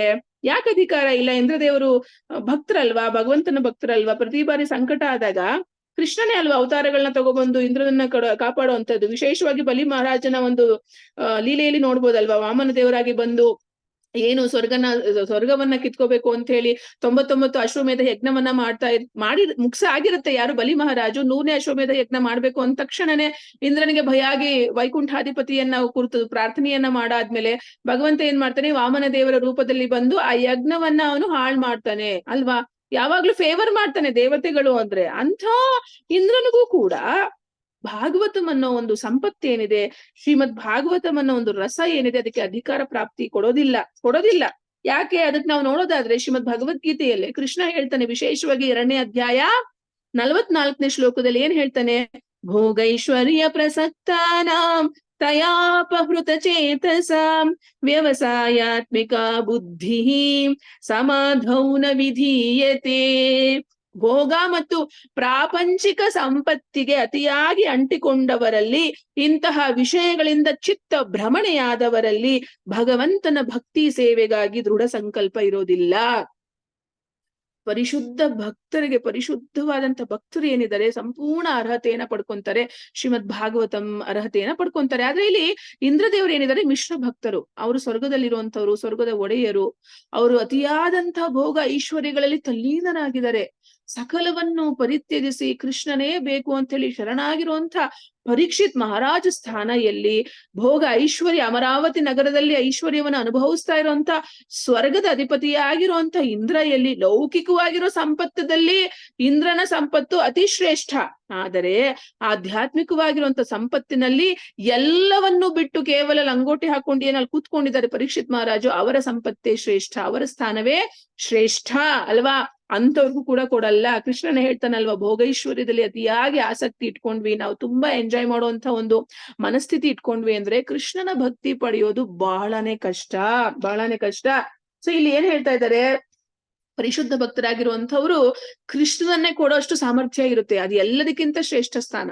ಲೌಕಿಕವಾಗಿ ಸಂಪತ್ತನ್ನ ಕೊಡೋರಿಗಿಂತ ಆಧ್ಯಾತ್ಮಿಕವಾಗಿರುವಂತ ಸಂಪತ್ತಾಗಿರುವಂತ ಕೃಷ್ಣ ಅನ್ನೋ ನಿಧಿಯನ್ನ ಕೊಡುವಂತವ್ರ ಸ್ಥಾನನೇ ಹೆಚ್ಚು. ಯಾಕೆಂದ್ರೆ ಭಗವಂತನೇ ಒಬ್ಬ ನಿಜವಾದ ಭಕ್ತನ ಅಮೂಲ್ಯವಾದಂತ ಆಸ್ತಿ ಅಲ್ವಾ. ಸೊ ಪ್ರಭುಪಾಜಿ ಭಕ್ತರ ಒಂದು ಸ್ಥಾನವನ್ನ ಯಥೇಚ್ಛವಾಗಿ ಹೇಳ್ತಾ ಇದ್ದಾರೆ. ಮತ್ತೆ ಇನ್ನೊಂದು ಏನ್ ಹೇಳ್ತಾರೆ ಅಂದ್ರೆ, ಐಹಿಕ ದೃಷ್ಟಿ ಅಥವಾ ಲೌಕಿಕ ನಾಗರಿಕತೆಯ ಮುನ್ನಡೆಯು ಆಧ್ಯಾತ್ಮಿಕ ಉನ್ನತಿಯ ಹಾದಿಯಲ್ಲಿ ಒಂದು ದೊಡ್ಡ ತೊಡಕಾಗಿದೆ. ಏನಿದ್ರ ಅರ್ಥ? ನಾವು ಲೌಕಿಕವಾಗಿ ಮೆಟೀರಿಯಲಿ ನಾನು ತುಂಬಾ ಅಚೀವ್ ಮಾಡ್ಬೇಕು, ತುಂಬಾ ಸಾಧನೆಯನ್ನ ಮಾಡ್ಬೇಕು, ತೃಪ್ತಿ ಇರಲ್ಲ. ನನಗೆ ಇನ್ನಷ್ಟು ಬೇಕು ಅಂತ ಹೇಳಿ ವಿದ್ಯೆಯಿಂದ ತುಂಬಾ ಓಡೋದಾಗಿರ್ಬೋದು, ಸಂಪತ್ತಿಂದ ತುಂಬಾ ಓಡೋದಾಗಿರ್ಬೋದು, ಸೌಂದರ್ಯದಿಂದ ತುಂಬಾ ಓಡೋದಾಗಿರ್ಬೋದು, ಯವನನೇ ನಾನು ಮೇಂಟೈನ್ ಮಾಡ್ಕೋಬೇಕು ಅಂತ ಹೇಳಿ ಸೌಂದರ್ಯದ ಕಡೆ ತುಂಬಾ ಗಮನ ಕೊಡೋದಾಗಿರ್ಬೋದು. ಎಲ್ಲಾನು ಕೂಡ ಕಿತ್ತು ತಿನ್ನೋಂತ ಒಂದು ಡೈರೆಕ್ಷನ್ಗಳು ಇವೆಲ್ಲನೂ ಕೂಡ. ಬಹುಶಾಖ ಎಲ್ಲ ಬೇರೆ ಬೇರೆ ಡೈರೆಕ್ಷನ್ ಗಳಲ್ಲಿ ಮನಸ್ಸು ಹಂಚೋಗ್ಬಿಟ್ಟಿರುತ್ತೆ. ಸಂಪತ್ತು ತಗೋಬೇಕು ಅಂತನೋ, ವಿದ್ಯೆಯಿಂದೇನೋ ಅಥವಾ ಇನ್ನೊಂದಿಂದೇನೋ. ಸೊ ಈ ರೀತಿ ಎಲ್ಲಾ ರೀತಿಯಾದಂತಹ ಒಂದು ಡೈರೆಕ್ಷನ್ ಗಳಲ್ಲಿ ನಾವ್ ಏನ್ ಮಾಡ್ತೀವಿ, ಮನಸ್ಸನ್ನ ಹಂಚ್ಬಿಡ್ತೀವಿ. ಇಷ್ಟೊಂದು ಮನಸ್ಸು ಛಿದ್ರ ಆಗಿರ್ಬೇಕಾದ್ರೆ ಕೃಷ್ಣನನ್ನ ಏಕಾಗ್ರ ಚಿತ್ತದಿಂದ ಹೇಗೆ ಧ್ಯಾನ ಮಾಡೋದಿಕ್ ಸಾಧ್ಯ? ಕೃಷ್ಣನ ಮಹಿಮೆಯನ್ನ ಕೊಂಡಾಡೋದಿಕ್ಕೆ ಹೇಗೆ ಸಾಧ್ಯ? ಕೃಷ್ಣನ ನಾಮ ಜಪಕ್ಕೆ ಶರಣಾಗೋದು ಹೇಗೆ ಸಾಧ್ಯ? ಸಾಧ್ಯ ಇಲ್ಲ. ಹಾಗಾಗಿ ಪ್ರಭುಪಾಜಿ ಏನ್ ಹೇಳ್ತಾರೆ, ಆಧ್ಯಾತ್ಮಿಕವಾಗಿರುವಂತಹ ಅತಿಯಾದಂತಹ ಉನ್ನತಿಯ ಕಡೆ ಏನು ಗಮನವನ್ನ ಕೊಡ್ತಾ ಇದೀವಿ, ನಮ್ಮ ಟೈಮ್ ನ ಇನ್ವೆಸ್ಟ್ ಮಾಡ್ತಾ ಇದೀವಿ, ನಮ್ಮ ಶಕ್ತಿಯನ್ನ ಇನ್ವೆಸ್ಟ್ ಮಾಡ್ತಾ ಇದೀವಿ, ನಮ್ಮ ಒಂದು ಯೌವನವನ್ನ ಇನ್ವೆಸ್ಟ್ ಮಾಡ್ತಾ ಇದೀವಿ, ಸಕಲವನ್ನೂ ಕೂಡ ನಾವು ಅದಕ್ಕೆ ತೊಡಗಿಸ್ತಾ ಇದೀವಿ. ಈ ತರ ತೊಡಗಿಸ್ಬೇಕಾದ್ರೆ ಸಮಯನೇ ಇಲ್ವಲ್ಲ ಭಗವಂತನ ಭಕ್ತಿಗೆ, ಅಲ್ವಾ? ಅಂತಹ ಐಹಿಕ ಈ ತರ ನಾವ್ ಈ ರೀತಿ ಭಗವಂತನನ್ನ ನೆಗ್ಲೆಕ್ಟ್ ಮಾಡಿ ಅತಿಯಾದಂತ ಹುಚ್ಚು ಕುದುರೆಯ ರೀತಿ ನಾವು ಓಡ್ತಾ ಇದ್ರೆ ಫಾಸ್ಟ್ ಆಗಿ ಐಹಿಕವಾಗಿರುವಂತ ಆಕರ್ಷಣೆಯಾಗಿರುವಂತ ಸಕಲ ಸಂಪತ್ತುಗಳ ಹಿಂದೆ ನಮಗೆ ಏನ್ ಸಿಗುತ್ತೆ? ಅದರಿಂದ ಲಾಭ ಕೊನೆಗೆ ಏನ್ ಸಿಗುತ್ತೆ ಹೇಳಿ? ಮೃತ್ಯು ವಶವಾಗ್ತೀವಿ. ಯಾರಾದ್ರೂ ನಾವು ಕೇಳಿದೀವ ಮೃತ್ಯುವನ್ನ ಗೆದ್ದಿರೋರು ಇದಾರೆ ಈ ಐಹಿಕ ಪ್ರಪಂಚದಲ್ಲಿ ಅಂತ? ಒಂದೇ ಒಂದು ಉದಾಹರಣೆ ಇದೆಯಾ? ರಾವಣನು ಇದ್ದ. ರಾವಣ ಏನ್ ಮಾಡ್ತಿದ್ದ? ತನ್ನ ಪ್ರಜೆಗಳು ಯೂಶಲಿ ಸ್ವರ್ಗಲೋಕಕ್ಕೆ ಹೋಗ್ಬೇಕು ಅಂದ್ರೆ ಸಾಕಷ್ಟು ಪುಣ್ಯವನ್ನ ಸಂಪಾದನೆ ಮಾಡಿರ್ಬೇಕು. ಸಾಕಷ್ಟು ಪುಣ್ಯ ಮಾಡಿದ್ರೆ ಮಾತ್ರ ಒಬ್ಬ ವ್ಯಕ್ತಿ ಸ್ವರ್ಗಕ್ಕೆ ಹೋಗೋದಿಕ್ ಸಾಧ್ಯ. ಆದ್ರೆ ರಾವಣ ಏನ್ ಮಾಡ್ದ ಅಂದ್ರೆ, ಅತಿಯಾದ ಪ್ರೀತಿ ಅವನ ಪ್ರಜೆಗಳು ಅಂದ್ರೆ, ಯಾಕಂದ್ರೆ ಅವನ್ ಫಾಲೋವರ್ಸ್ ಅಲ್ವಾ, ಅವ್ರು ಏನೋ ಪುಣ್ಯ ಮಾಡಿಲ್ಲ ಅಂದ್ರೂ ಪರವಾಗಿಲ್ಲ, ಅವ್ರನ್ನ ನಾನು ಸ್ವರ್ಗಲೋಕಕ್ಕೆ ನಾನು ಕಳಿಸ್ಬಿಡ್ತೀನಿ ಹಾಗೇನೆ. ಯಾಕಂದ್ರೆ ಅವನ ಫೇವ್ರೇಟ್ ಅಲ್ವಾ, ಅವ್ನ ಸರ್ವೆಂಟ್ಸ್ ಅಲ್ವಾ, ನನ್ನ ಪ್ರಜೆಗಳೆಲ್ಲ ಸುಖವಾಗಿರ್ಬೇಕು, ಸ್ವರ್ಗಲೋಕಕ್ಕೆ ನಾನು ಕಳಿಸ್ಬಿಡ್ತೀನಿ ಅಂತ ಪ್ಲಾನಿಂಗ್ ಮಾಡ್ತಾ ಇದ್ದ, ಯೋಜನೆ ಆಗ್ತಾ ಇದ್ದ. ನಾನು ಶಾಶ್ವತವಾಗಿ ಬಾಸ್ಗಿರಿ ಮಾಡ್ಬೋದು, ಯಜಮಾನಿಕೆ ಮಾಡ್ಬೋದು ಅಂತ ಹೇಳಿ, ಅಲ್ವಾ? ಅಂತ ರಾವಣನನ್ನ ರಾಮ ಬಂದು ಕೊಲ್ತಾನೆ. ಯಾವ್ದಾದ್ರು ಒಂದೇ ಒಂದು ಎಕ್ಸಾಂಪಲ್ ಇದ್ಯಾ? ಐಹಿಕವಾಗಿ ನಾನು ಓಡಿ ನಾನು ಎಲ್ಲವನ್ನು ಕೂಡ ಸಂಪಾದನೆ ಮಾಡಿ ಶಾಶ್ವತವಾಗಿ ನಾನು ಸುಖವಾಗಿ ಸ್ಥಿರವಾಗಿ ನಾನು ಅನುಭವಿಸ್ತಾ ಇದ್ದೀನಿ ಅನ್ನೋ ಒಂದೇ ಒಂದು ಎಕ್ಸಾಂಪಲ್ ಇದೆಯಾ? ಎಲ್ಲೂ ಕೂಡ ಇಲ್ಲ. ಹಾಗಾಗಿ ಇಂಥ ಐಹಿಕವಾಗಿರುವಂತ ಹುಚ್ಚು ಓಡಾಟ ಏನಿದೆ ಅದು ನಿಲ್ಲಿಸ್ಬೇಕು. ಅದನ್ನ ಆ ಒಂದು ಸಮಯವನ್ನ ನಾವು ಯಾಕಂದ್ರೆ ಎಷ್ಟು ನಾವು ಓಡ್ತೀವೋ ಎನರ್ಜಿ ವೇಸ್ಟು, ಟೈಮ್ ವೇಸ್ಟು, ಮನಿ ವೇಸ್ಟು, ನಮ್ಮ ಆರೋಗ್ಯ, ಶಕ್ತಿ ಎಲ್ಲವೂ ಕೂಡ ಅಲ್ಲಿ ನಷ್ಟವಾಗ್ತಾ ಹೋಗುತ್ತೆ. ಯಾಕಂದ್ರೆ ಅದರಿಂದ ಲಾಭನೇ ಇಲ್ಲ. ಬಹುಶಃ ಇರೋವರೆಗೂ ಸ್ವಲ್ಪ ಶ್ರೀಮಂತಿಕೆಯಿಂದ ಆರಾಮಾಗಿರ್ಬಹುದು ನಾವು, ಆದ್ರೆ ಆತ್ಮದ ಗತಿ ಏನಾಗ್ಬೇಕು? ಶರೀರ ಉದ್ಧಾರ ಮಾಡ್ಬೇಕು ಅಂತ ಹೇಳಿ ಆತ್ಮದ ಅವನತಿ ಮಾಡಿದ್ರೆ ಇದು ಆತ್ಮಹತ್ಯೆ, ಸ್ಪಿರಿಚುವಲ್ ಸೂಸೈಡ್ ಅಂತಾರೆ.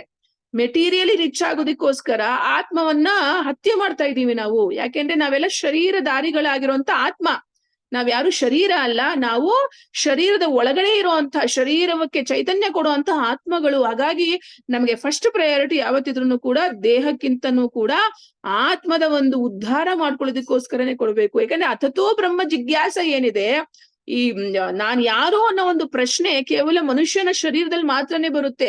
ಯಾವ ಪ್ರಾಣಿ ಪಕ್ಷಿಗಳಿಗೂ ಕೂಡ ಅಂತಹ ರೀತಿಯಾದಂತಹ ಬುದ್ಧಿವಂತಿಕೆಯನ್ನ ಭಗವಂತ ಕೊಟ್ಟಿಲ್ಲ ಸೃಷ್ಟಿಯಲ್ಲಿ. ಕೇವಲ ಮನುಷ್ಯ ಶರೀರಕ್ಕೆ ಮಾತ್ರ ಕೊಟ್ಟಿರೋ ಅಂಥದ್ದು.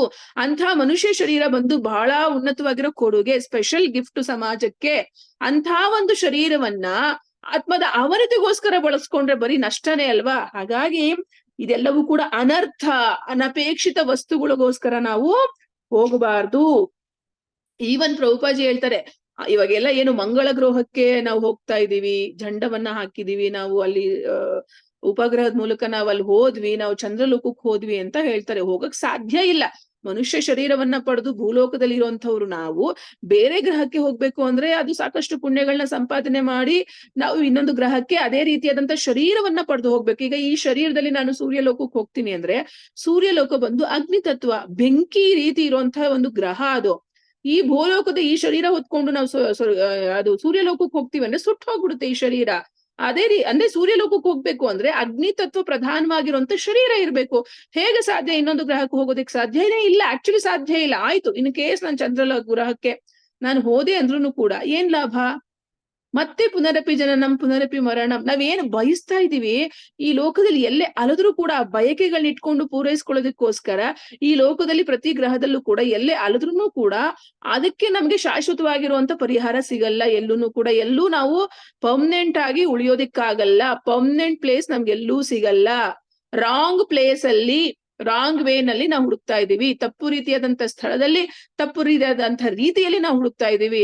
ಹಾಗಿದ್ಮೇಲೆ ರೈಟ್ ಪಾತ್ ಏನು, ರೈಟ್ ವೇ ಏನು, ಸರಿಯಾದ ದಾರಿ ಭಕ್ತಿಯ ಮಾರ್ಗ, ಭಕ್ತಿ ಯೋಗ. ಯಾವ ಪ್ಲೇಸ್ ಅಲ್ಲಿ ನಾವ್ ಇದೆಲ್ಲವನ್ನು ಹುಡುಕ್ಬೇಕು? ಅದೇನಿದ್ರು ಭಗವಂತನ ಧಾಮ, ವೈಕುಂಠ ಧಾಮ ಅಥವಾ ಗೋಲೋಕ ವೃಂದಾವನ. ಅಲ್ಲಿ ಮಾತ್ರ ನಮಗೆ ಶಾಶ್ವತವಾಗಿರುವಂತಹ ಪರಿಹಾರ ಸಿಗುತ್ತೆ. ಈ ಪ್ರಪಂಚದಲ್ಲಿ ಖಂಡಿತ ಎಲ್ಲಿ ಹುಡುಕಿದ್ರು ಕೂಡ ನಮಗೆ ಸಿಗಲ್ಲ. ಮತ್ತೆ ಇಲ್ಲಿ ಪ್ರಭುಪಾಜಿ ಇನ್ನೊಂದು ಹೇಳ್ತಾ ಇದ್ದಾರೆ. ಅಗೈನ್ ನಾವಾಗ್ಲೇ ಡಿಸ್ಕಸ್ ಮಾಡಿದ ಹಾಗೆ ಕೃಷ್ಣ ಬರುವಂತದ್ದಾಗಿರ್ಬೋದು, ಕೃಷ್ಣ ಹೋಗುವಂತದ್ದಾಗಿರ್ಬೋದು, ಎಲ್ಲನೂ ಕೂಡ ಮಹಿಮೆಯಿಂದ ಕೂಡಿರುವಂತದ್ದು. ನಮ್ಮ ಹುಟ್ಟು, ನಮ್ಮ ಸಾವು ಏನಿದೆ ದಿವ್ಯವಾಗಿರುವಂತದ್ದಲ್ಲ. ಕರ್ಮ ಬಂಧನದಿಂದ, ಒಂದು ಕರ್ಮ ಬಂಧನದಿಂದ ಇನ್ನೊಂದು ಕರ್ಮ ಬಂಧನಕ್ಕೆ ಸಿಕ್ಕಾಕೊಂತೀವಿ. ಅಂದ್ರೆ ಅರ್ಥ ಏನು? ಹಿಂದಿನ ಶರೀರದಲ್ಲಿ ನಾವು ಏನು ಕರ್ಮಗಳನ್ನ ಮಾಡ್ತೀವಿ ಆ ಕರ್ಮವನ್ನ ತೀರಿಸೋದಕ್ಕೋಸ್ಕರ ನಾವು ಮತ್ತೊಂದು ಶರೀರವನ್ನ ತಗೊಂತೀವಿ. ಕರ್ಮ ತೀರಿಸ್ತಾ ಮತ್ತೆ ಕರ್ಮಗಳನ್ನ ಮಾಡ್ತಾ ಹೋಗ್ತೀವಿ. ಆ ಕರ್ಮಗಳಿಂದಾಗಿ ಮತ್ತೆ ಪುನಃ ನಾವು ಜನ್ಮವನ್ನ ತಗೊಂತೀವಿ. ಹಾಗಾಗಿ ಶರೀರವನ್ನ ನಾವು ಚೇಂಜ್ ಮಾಡ್ತಾ ಭೌತಿಕ ಪ್ರಪಂಚದಲ್ಲಿ ಆ ಅಂದ್ರೆ ಬ್ರಹ್ಮಲೋಕದಿಂದ ಹಿಡಿದು ಪಾತಾಳ ಲೋಕದವರೆಗೂ ನಾವು ಬರೀ ಶರೀರ ಚೇಂಜ್ ಮಾಡೋದನ್ನೇ ನಾವು ಸಾಧಿಸ್ತೀವಿ. ಪ್ರಪಂಚದಲ್ಲಿ ಇನ್ನೇನು ಸಾಧಿಸಲ್ಲ. ಇನ್ನೇನಾದ್ರು ಸಾಧಿಸ್ತಾ ಇದೀವಾ? ಇನ್ನೇನು ಸಾಧಿಸಲ್ಲ. ಮತ್ತೆ ಹಿಂದಿನ ಜನ್ಮದಲ್ಲಿ ನಾವ್ ಏನ್ ಕರ್ಮ ಮಾಡಿದೀವಿ ಅನ್ನೋದೇ ನಮ್ಗೆ ಜ್ಞಾಪಕ ಇರಲ್ವಲ್ಲ. ಏನು ಜ್ಞಾಪಕ ಇರಲ್ಲ ನಮ್ಗೆ. ಬಟ್ ಆ ಕರ್ಮದ ಒಂದು ಫಲವನ್ನ ನಾವು ತೀರ್ಸೋದಿಕ್ಕೋಸ್ಕರ ಇನ್ನೊಂದು ಶರೀರವನ್ನ ತಗೊಂಡು, ಯಾವುದೇ ಶರೀರ ಆಗಿರ್ಬೋದು, ಬರೀ ಮನುಷ್ಯ ಶರೀರ ಒಂದೇ ಅಲ್ಲ, ಯಾವುದೇ ಶರೀರದಲ್ಲೂ ಕೂಡ ತಗೊಂಡು ನಾವು ಈ ಕರ್ಮವನ್ನ ತೀರ್ಸೋದಿಕ್ಕೆ ಪುನರಪಿ ಮರಣಂ ಪುನರಪಿ ಜನನಂ ಪುನರಪಿ ಮರಣಂ ಅನ್ನೋ ರೀತಿ ನಾವು ಸಾಗ್ತಾನೆ ಇರ್ತೀವಿ. ಆದ್ರೆ ಕೃಷ್ಣಂದು ಪುನರಪಿ ಜನನಂ ಪುನರಪಿ ಮರಣಂ ಇದ್ಯಾವುದು ಅಲ್ಲ. ಹಾಗಾದ್ರೆ ಕೃಷ್ಣಂದೇನು? ಜನ್ಮ ಕರ್ಮ ಚ ಮೇ ದಿವ್ಯಂ ಏವಂ ಯೋ ವೇತಿ ತತ್ವತಃ ತ್ಯಕ್ತ್ವಾ ದೇಹಂ ಪುನರ್ಜನ್ಮ ನೈತಿ ಮಾಮೇತಿ ಸೋರ್ಜುನ. ಅಂದ್ರೆ ಏನು? ಅರ್ಜುನನೇ, ಯಾರು ಹೀಗೆ ನನ್ನ ಹುಟ್ಟಿನ ಮತ್ತು ಕರ್ಮಗಳ ದಿವ್ಯ ಸ್ವರೂಪವನ್ನು ಯಥಾರ್ಥವಾಗಿ ತಿಳಿದುಕೊಳ್ಳುವರೋ, ಕೃಷ್ಣ ಹೇಳ್ತಾ ಇದ್ದಾನೆ ಭಗವದ್ಗೀತೆ 4ನೇ ಅಧ್ಯಾಯ ಶ್ಲೋಕ 9ರಲ್ಲಿ, ನಾನು ಹುಟ್ಟೋದನ್ನ ಯಾರು ಅರ್ಥ ಮಾಡ್ಕೊಂಡು ಹೊಗಳುತ್ತಾರೋ, ನಾನ್ ಅಂತರ್ಧಾನ ಆಗುವಂತ ಲೀಲೆಗಳನ್ನ ಯಾರು ಹೊಗಳುತ್ತಾರೋ, ಅಥವಾ ನಾನು ಈ ಪ್ರಪಂಚದಲ್ಲಿ ಬಂದಾಗ ಹುಟ್ಟದಾಗಿಂದ ಹಿಡಿದು ಹೋಗೋವರೆಗೂ ಕೂಡ ಏನೇನು ಲೀಲೆಗಳನ್ನ ಮಾಡಿದಿನೋ, ಏನೇನು ಚಟುವಟಿಕೆಗಳನ್ನ ಮಾಡಿದಿನೋ, ಜನ್ಮ ಕರ್ಮಚ ಮೇ ದಿವ್ಯಂ, ಎಲ್ಲವೂ ದಿವ್ಯನೇ. ಜನ್ಮನೂ ದಿವ್ಯನೇ, ಅವನು ಕರ್ಮನೂ ದಿವ್ಯನೇ, ಅವನು ಹೋಗೋದನ್ನು ಕೂಡ ದಿವ್ಯವೇ. ಇದೆಲ್ಲವನ್ನು ಯಾವ ಭಕ್ತ ಹೊಗಳುತ್ತಾನೋ, ಅವನು ದೇಹ ತ್ಯಾಗ ಮಾಡಿದ ನಂತರ ಅಥವಾ ಅರ್ಥ ಮಾಡ್ಕೊಂತಾನೋ, ಅವನು ಈ ಐಹಿಕ ಜಗತ್ತಿನಲ್ಲಿ ಹುಟ್ಟೋದಿಲ್ಲ. ಎಂಥ ಶ್ರೇಷ್ಠ ಅಲ್ವಾ? ಕೃಷ್ಣನ ಹುಟ್ಟನ್ನ ಅರ್ಥ ಮಾಡ್ಕೊಳ್ಳೋರ್ಗೆ ಆ ಜೀವಿ ಹುಟ್ಟೇ ಇಲ್ಲ. ಕೃಷ್ಣನ ಜನ್ಮವನ್ನ ಆಚರಣೆ ಮಾಡುವಂಥವ್ರು, ಕೃಷ್ಣನ ಜನ್ಮೋತ್ಸವನ್ನ ಮಾಡುವಂಥವ್ರಿಗೆ ಅವನಿಗೆ ಮತ್ತೆ ಜನ್ಮ ಸಿಗಲ್ಲ. ಅದು ಭಗವಂತನ ಜನ್ಮ ಅಂದ್ರೆ, ಅದು ಕೃಷ್ಣನ ಲೀಲೆಗಳು ಅಂದ್ರೆ. ಶಾಶ್ವತವಾಗಿ ಕೇವಲ ವಿಪರೀತವಾಗಿರೋ ತಪಸ್ಸು ಬೇಕಾಗಿಲ್ಲ. ಕೇವಲ ಶ್ರೀಮದ್ ಭಾಗವತ ಮೇಲೆ ಏನು ಸುಮಾರು 18,000 ಶ್ಲೋಕಗಳಿಂದ ವರ್ಣಿತವಾಗಿರುವಂತದ್ದು ಏನಿದೆ, ವೇದವ್ಯಾಸರ ಕೃಪೆಯಿಂದ, ಶುಕದೇವ ಗೋಸ್ವಾಮಿಗಳ ಕೃಪೆಯಿಂದ ನಾವು ಏನು ಶ್ರೀಮದ್ ಭಾಗವತಂನ ನಿತ್ಯಂ ಭಾಗವತ ಸೇವೆಯ ಅಂತೇಳಿ ನಾವೇನು ಓದ್ತಾ ಇದೀವಿ, ಶ್ರವಣ ಮಾಡ್ತಾ ಇದೀವಿ, ಪಠಣ ಮಾಡ್ತಾ ಇದೀವಿ, ಇದಕ್ಕೆ ಶರಣಾದ್ರೆ ಸಾಕು, ಗ್ಯಾರಂಟಿ ಭಗವಂತನ ಧಾಮಕ್ಕೆ ಹೋಗುವಂಥದ್ದು. ಸೊ ಮತ್ತೆ ಇನ್ನೊಂದು ನಾವು ಪಾಯಿಂಟ್ ಅರ್ಥ ಮಾಡ್ಕೊಳ್ಳೋದಾದ್ರೆ, ಇಲ್ಲಿ ಒಂದ್ ಮಾತು ಹೇಳ್ತಾರೆ ಪ್ರಭುಪಾಜಿ, ಭಗವಂತ ಭಕ್ತರ ಆಸ್ತಿ. ಭಗವಂತನಿಗೂ ಪ್ರಾಪರ್ಟಿ ಇದೆಯಾ? ಎಲ್ಲದಕ್ಕೂ ಒಡೆಯನೇ ಅವನು. ಆದ್ರೆ ವಿಶೇಷವಾಗಿ ಇಲ್ಲಿ ಪ್ರಭುಪಾಜಿ ಏನ್ ಹೇಳ್ತಾ ಇದ್ದಾರೆ ಅಂದ್ರೆ, ಭಗವಂತ ಏನ್ ಹೇಳ್ತಾನೆ, ನನಗೆ ಆಸ್ತಿ ಇದ್ರೆ ಅದು ಭಕ್ತರು ಮಾತ್ರ. ನೋಡಿ, ಕೃಷ್ಣ ಏನ್ ಹೇಳ್ತಾನೆ, ನನ್ನ ಆಸ್ತಿ ಬಂದು ನನ್ನ ಭಕ್ತರು. ಭಕ್ತರು ಏನ್ ಹೇಳ್ತಾರೆ ಅದಕ್ಕೆ? ಭಕ್ತ ಏನನ್ಬೇಕು? ನನ್ ಆಸ್ತಿ ಬಂದು ಕೃಷ್ಣ. ಭಕ್ತರ ಆಸ್ತಿ ಭಗವಂತ, ಭಗವಂತನ ಆಸ್ತಿ ಯಾರು? ಭಕ್ತರು. ಇದು ಅನ್ಯೋನ್ಯವಾಗಿರುವಂತ ಸಂಬಂಧ. ಇದನ್ನ ನಾವು ಶ್ರೀಮದ್ ಭಾಗವತಂ ವಿಶೇಷವಾಗಿ 3ನೇ ಸ್ಕಂದ 16ನೇ ಅಧ್ಯಾಯದಲ್ಲಿ ನಾವು ನೋಡೋದಾದ್ರೆ, 4 ಕುಮಾರರು ಏನು ಹೋಗ್ತಾ ಇರ್ತಾರೆ, ಇನ್ನು ವಿಷ್ಣು ಭಕ್ತರಾಗಿರಲ್ಲ, ಅವರು ನಾರಾಯಣನ ಭಕ್ತರಾಗಿರಲ್ಲ, ಅವರು ಬ್ರಹ್ಮಜ್ಯೋತಿಯ ಧ್ಯಾನದಲ್ಲಿರ್ತಾರೆ, ನಿರಾಕಾರವಾದಿಗಳಿರ್ತಾರೆ, ಬಾಲ ಬ್ರಹ್ಮಚಾರಿಗಳಾಗಿರ್ತಾರೆ, ತೇಜಸ್ಸಿನಿಂದ ಕೂಡಿರ್ತಾರೆ. ಅವರು ಸಂಚಾರ ಮಾಡ್ಬೇಕಾದ್ರೆ ಅಕಸ್ಮಾತ್ ಆಗಿ ವೈಕುಂಠ ಧಾಮದಿಂದ ಸುಗಂಧವಾಗಿರುವಂತ ಶ್ರೀಮನ್ ನಾರಾಯಣನ ಪಾದಕಮಲದಲ್ಲಿ ಅರ್ಪಿಸಿರುವಂತ ತುಳಸಿ ಕೇಸರಿಯ ದಳದ ಸುವಾಸನೆ ಅವರ ಒಂದು ಮೂಗಿಗೆ ತಾಗುತ್ತೆ. ಆ ದಿವ್ಯವಾಗಿರುವಂತ ಒಂದು ಸುವಾಸನೆ ತಾಕಿದ ತಕ್ಷಣನೇ ಮನಸ್ಸು ಹೃದಯ ಪರಿಶುದ್ಧ ಆಗಿ ಭಗವಂತನನ್ನ ನೋಡ್ಬೇಕು ಅಂತ ಹೇಳಿ ಅಟ್ರಾಕ್ಟ್ ಆಗಿ ವೈಕುಂಠದ ದ್ವಾರದ ಬಳಿಗೆ ನಿಲ್ತಾರೆ. ಅವಾಗ ಏನ್ ಮಾಡ್ತಾರೆ ಜಯ ವಿಜಯರು, ತಡೀತಾರೆ, ನೀವು ಚಿಕ್ಕವರು, ನೀವ್ ಹೆಂಗೆಲ್ಲ ಅಲೋ ಮಾಡಲ್ಲ ಅಂತ ಹೇಳಿ ವಾಗ್ವಾದ ನಡೆಯುತ್ತೆ. ಈ ತರ ಯಾವಾಗ ಸ್ಟಾಪ್ ಮಾಡಕ್ಕೆ ಶುರು ಮಾಡ್ತಾರೆ ಜಯ ವಿಜಯರು, 4 ಕುಮಾರರಿಗೆ ಕೋಪ ಬಂದು ಅವರು ಶಾಪವನ್ನ ಕೊಡ್ತಾರೆ. ಶಾಪ ಯಾವಾಗ ಕೊಡ್ತಾರೋ ಇಮ್ಮಿಡಿಯೇಟ್ ಆಗಿ ಶ್ರೀಮನ್ನಾರಾಯಣ ವೈಕುಂಠದ ಒಡೆಯ ಅಲ್ಲಿ ಮುಂದೆ ಪ್ರತ್ಯಕ್ಷ ಆಗ್ಬಿಡ್ತಾನೆ.